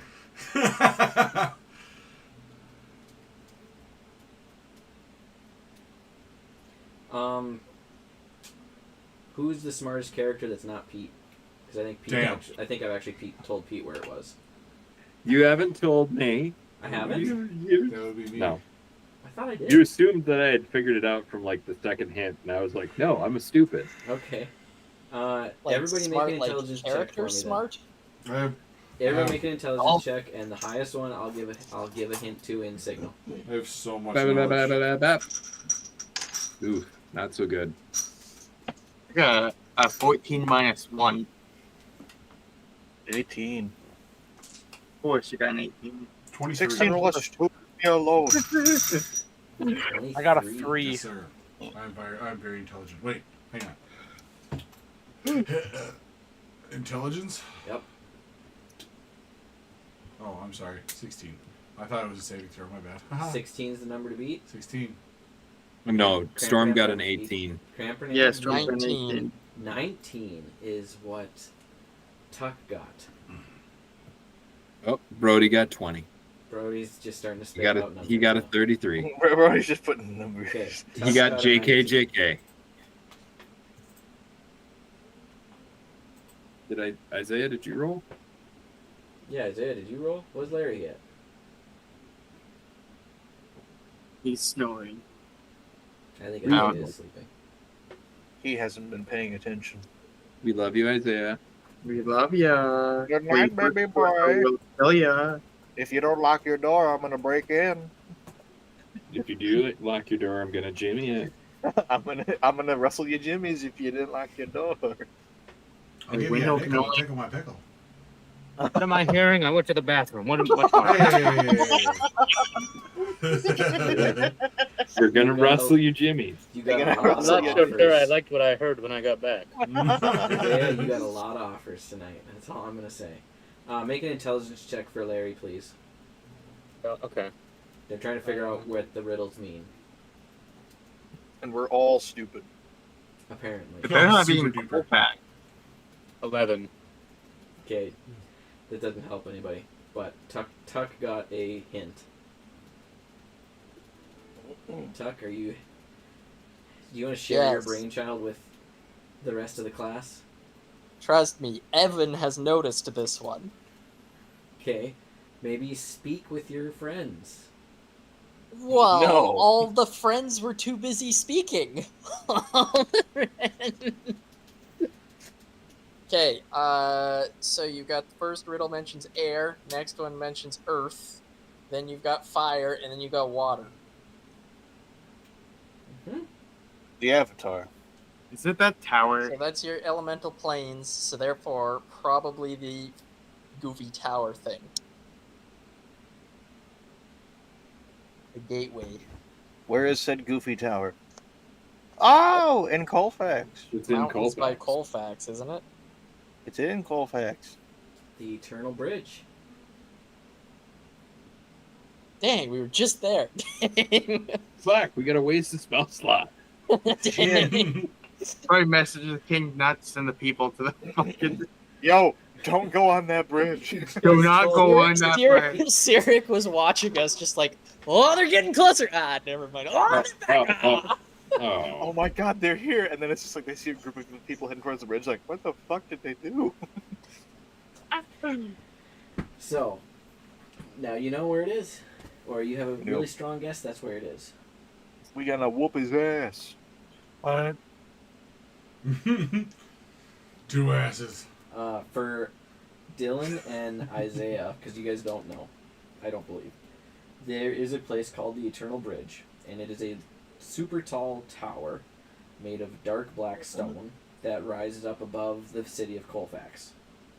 It is in the mountains behind Colfax. Colfax is similar to Minas Tirith in design, set into the mountains like that. So in the mountains above it is this tower, and this tower, at the very tippy top, has 4 doors, one to each of the elemental planes: the air plane, the earth plane, the fire plane, and the water plane. You guys just told Colfax's king, you guys should go to the airplane through the Eternal Bridge, basically. Nice. We should probably message the king not to do that. So, that is where the riddles would lead you to believe that Sirik is hiding.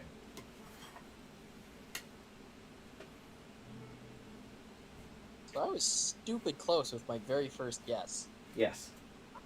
I was Like stupid one to mountain send over. people to the death. So, with But that then again, it goes has intelligence of 8, so it aligns.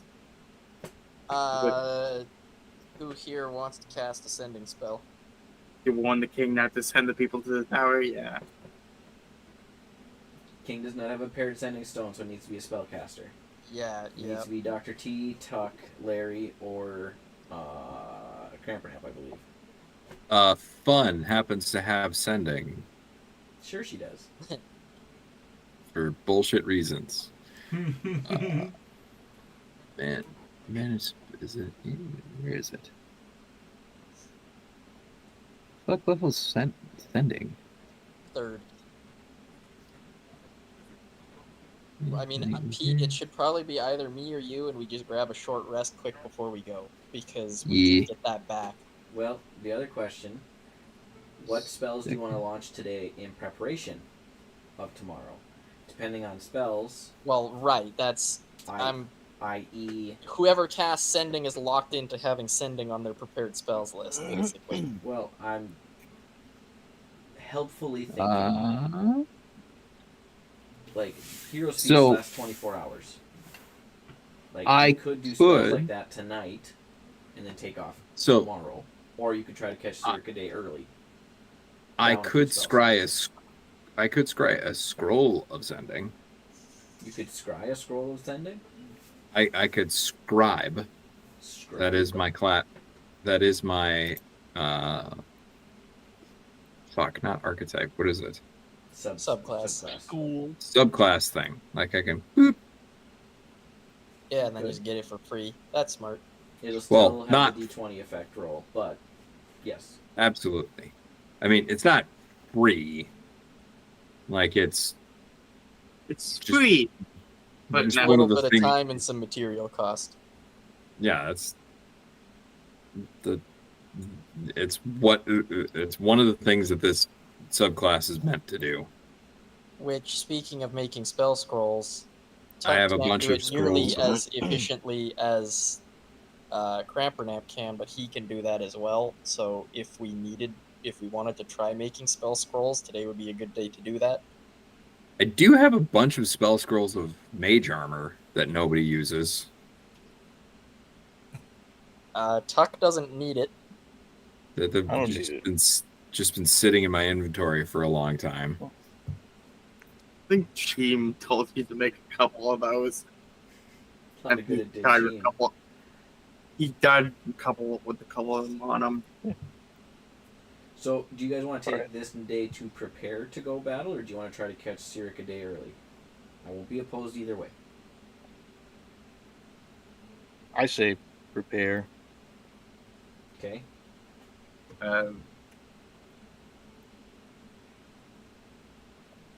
Prepare and end the day with a Hero's Feast? Yeah, that would probably be the best. Makes the most sense. Because we would be going to fight him like first thing in the morning, right? Yeah. So I have other buff spells that I can throw on people too. I also can do haste and fly for my signature spells that don't count. They don't last that long. Probably not super beneficial for today, but good to know. Yeah. So. Because we're currently at the start of a new day, so spellcasters can prepare different spells than they might want for tomorrow, because we can re-prepare again in the morning. Correct. So prep your long duration buff spells, like the 8-hour, 24-hour type buff spells now, so we can put them on tonight before going to bed. Rest, get the slots back, prepare combat spells in the morning. Okay. I cast Arcane Hand. The 4 spellcasters. I mean, launch only has stuff that lasts for a minute to an hour at most. I think Carrick's in the same boat. I don't think he's got any long-lasting spells. I mean, I don't have anything that's probably beneficial now. So. Also, is there anything... Tuck has the contingency spell. Is there anything that we want tied to something like that? I've got water breathing. If Carrick ends up underwater, contingency kick off the water breathing spell. I guess. Of all the characters to randomly wind up underwater in a mountain, sounds like Carrick would be the one to do that. So. 100%.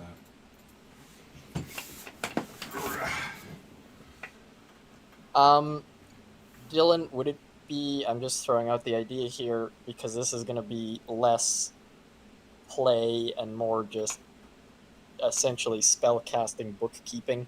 is this something that we would want to push off into off time? Like, over the next week? That'd be fine. I kind of want to end the session with you arriving where you're going. Okay. Gotcha. Just for cliffhanger stuff. Makes sense. So why don't I start with the easy ones and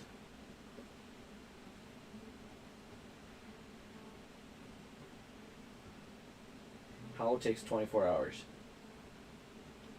Broadleaf, not Broadleaf, Dr. Trowbone.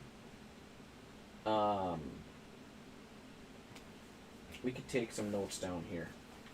Okay, we'll just try to go quick here. I'm gonna take some notes. Prep for Sirik. So, Storm, which character you bring into Sirik? Buck. We're not having all of them go to Sirik. One each. One each. Combat gets way too long if we bring in everybody. We tried it with the dragon. The blue dragon, it was too much. Dylan, you're bringing Vantu, I'm assuming? Yeah. Unless you really are tied to Boblin.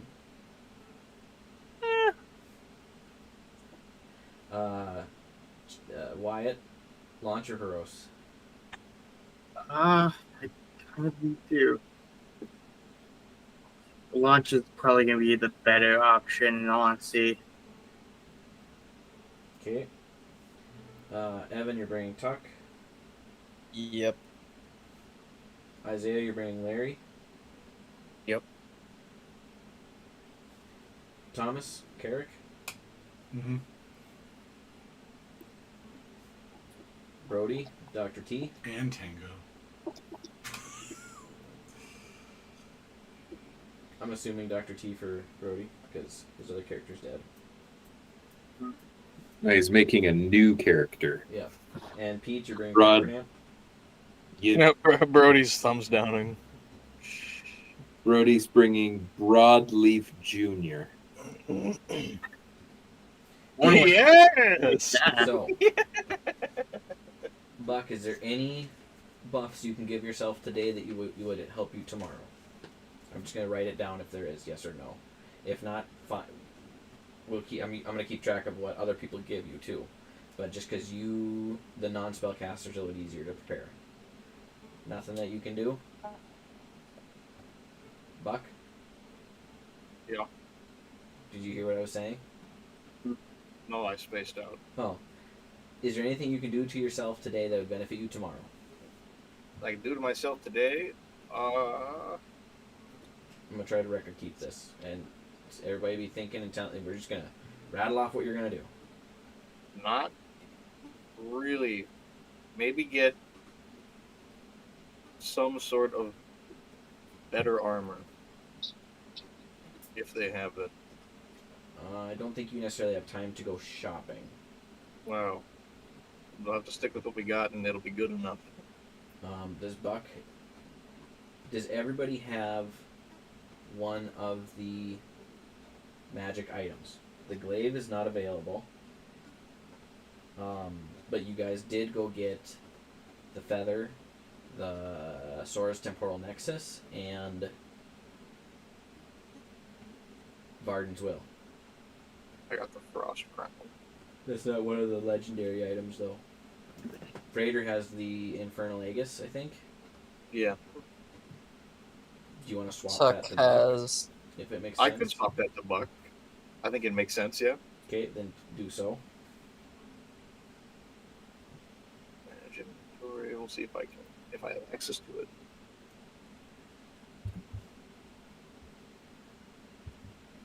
Alright, got it. Okay. Vantu, anything you can do for yourself, and you do have one of the legendary items? Nothing I can really do for myself, no. Okay. You can do a lot for yourself. Yeah. What? Launch, anything you can do for yourself, and I know you have one of the legendary items. Yeah, nothing spell wise. Okay. The only. I don't know. Okay. Carrick, anything you can do for yourself? And I know you have one of the legendary artifact weapon things. Anything I can do for myself? Like spell-wise. For prep. I don't believe there is anything a warlock can necessarily do, but that's kind of what we're trying to get everybody prepped, and then we'll close on the scene of the morning. Say, I've got everything done. Okay. Then we'll start with on my screen the first spellcaster, Crampernap. Anything you can do to buff anyone throughout the course of the day. Also, somebody needs to do ascending to King Alfred, potentially. We were gonna we're gonna do a scroll for that. I can do the same contingency thing, and I was thinking, what's the bonus action? Was that Misty Step? There's a bonus action teleport thing. I believe Misty Step. Misty Step.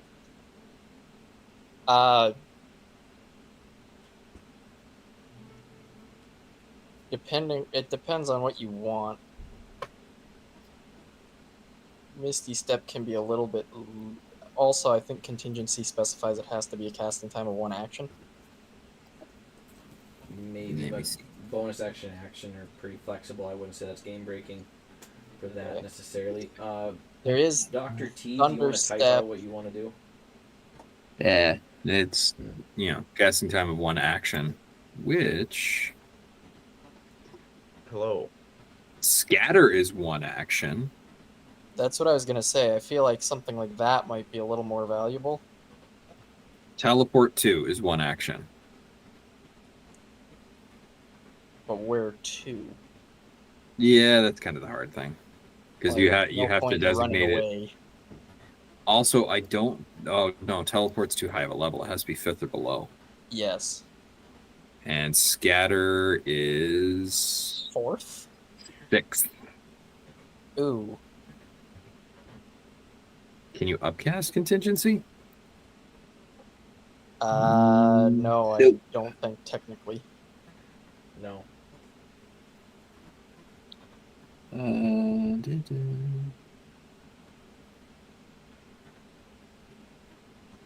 Are we for sure gonna get a long rest between now and tomorrow? Yes. Yeah. Okay, then I can probably aid and death ward almost everybody at varying levels. The problem is Death Ward only lasts 8 hours, so if we're gonna sleep for 8 hours. But a long rest was shorter than that. Yeah. That's Oh, I was running into that too because I got a bunch of spells I wanted to do, but it's all 8 hours. Well, then it's just aid for everybody. Aid is also only 8 hours, though. What did you say? Aid is also only 8 hours. I was looking at that. Ooh, Wall of Force. That's what I was thinking. And I have Globe of Invulnerability that I could contingency. As what would be the contingency? Well, the problem with it is I don't know. Oh wait, I couldn't do it anyways. It would have to be Resilient Sphere. And the problem with that is I don't think I can. Does contingency act basically like you cast the spell? So like if it's a concentration spell and contingency triggers it, can you drop concentration on it? I would. So, choosing a spell of 5th level or lower you can cast as casting time 1 action and can target you. That can target you. You cast a spell called the Contingent Spell as part of cast contingency, spending spell slots for both. Contingent spell doesn't come into effect. Instead, it takes effect when certain circumstance occurs.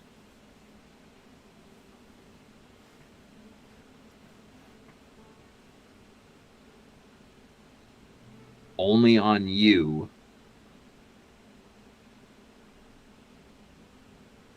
This is just dog shit.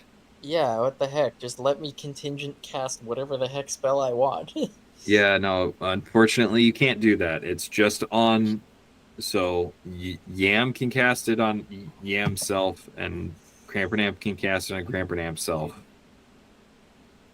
with stipulated circumstance and it goes off. What are you guys trying to do? Well, so there's a spell called contingency. Yep. Which basically makes it so you cast 2 spells now, and then in the next 10 days, if whatever you say happens, they go off. The extra spell goes off. But it only is on the person who casts contingency, so we can't do like emergency heal on somebody when they go below 50 HP or something. It has to be targeted on self, so Wall of Force doesn't work. Like Resilient Sphere works. Blink works. It has to be 5th level or lower.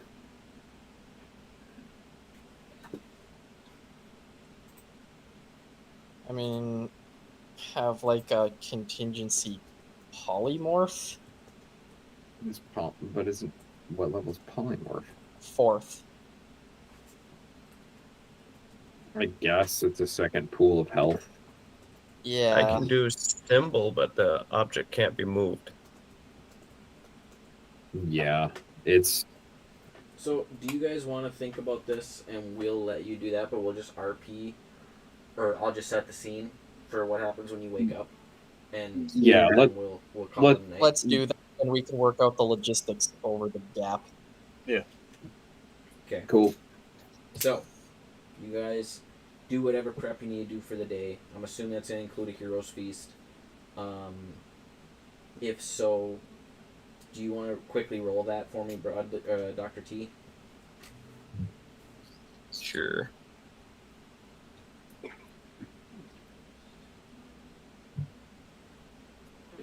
Finish your night with a hearty last meal.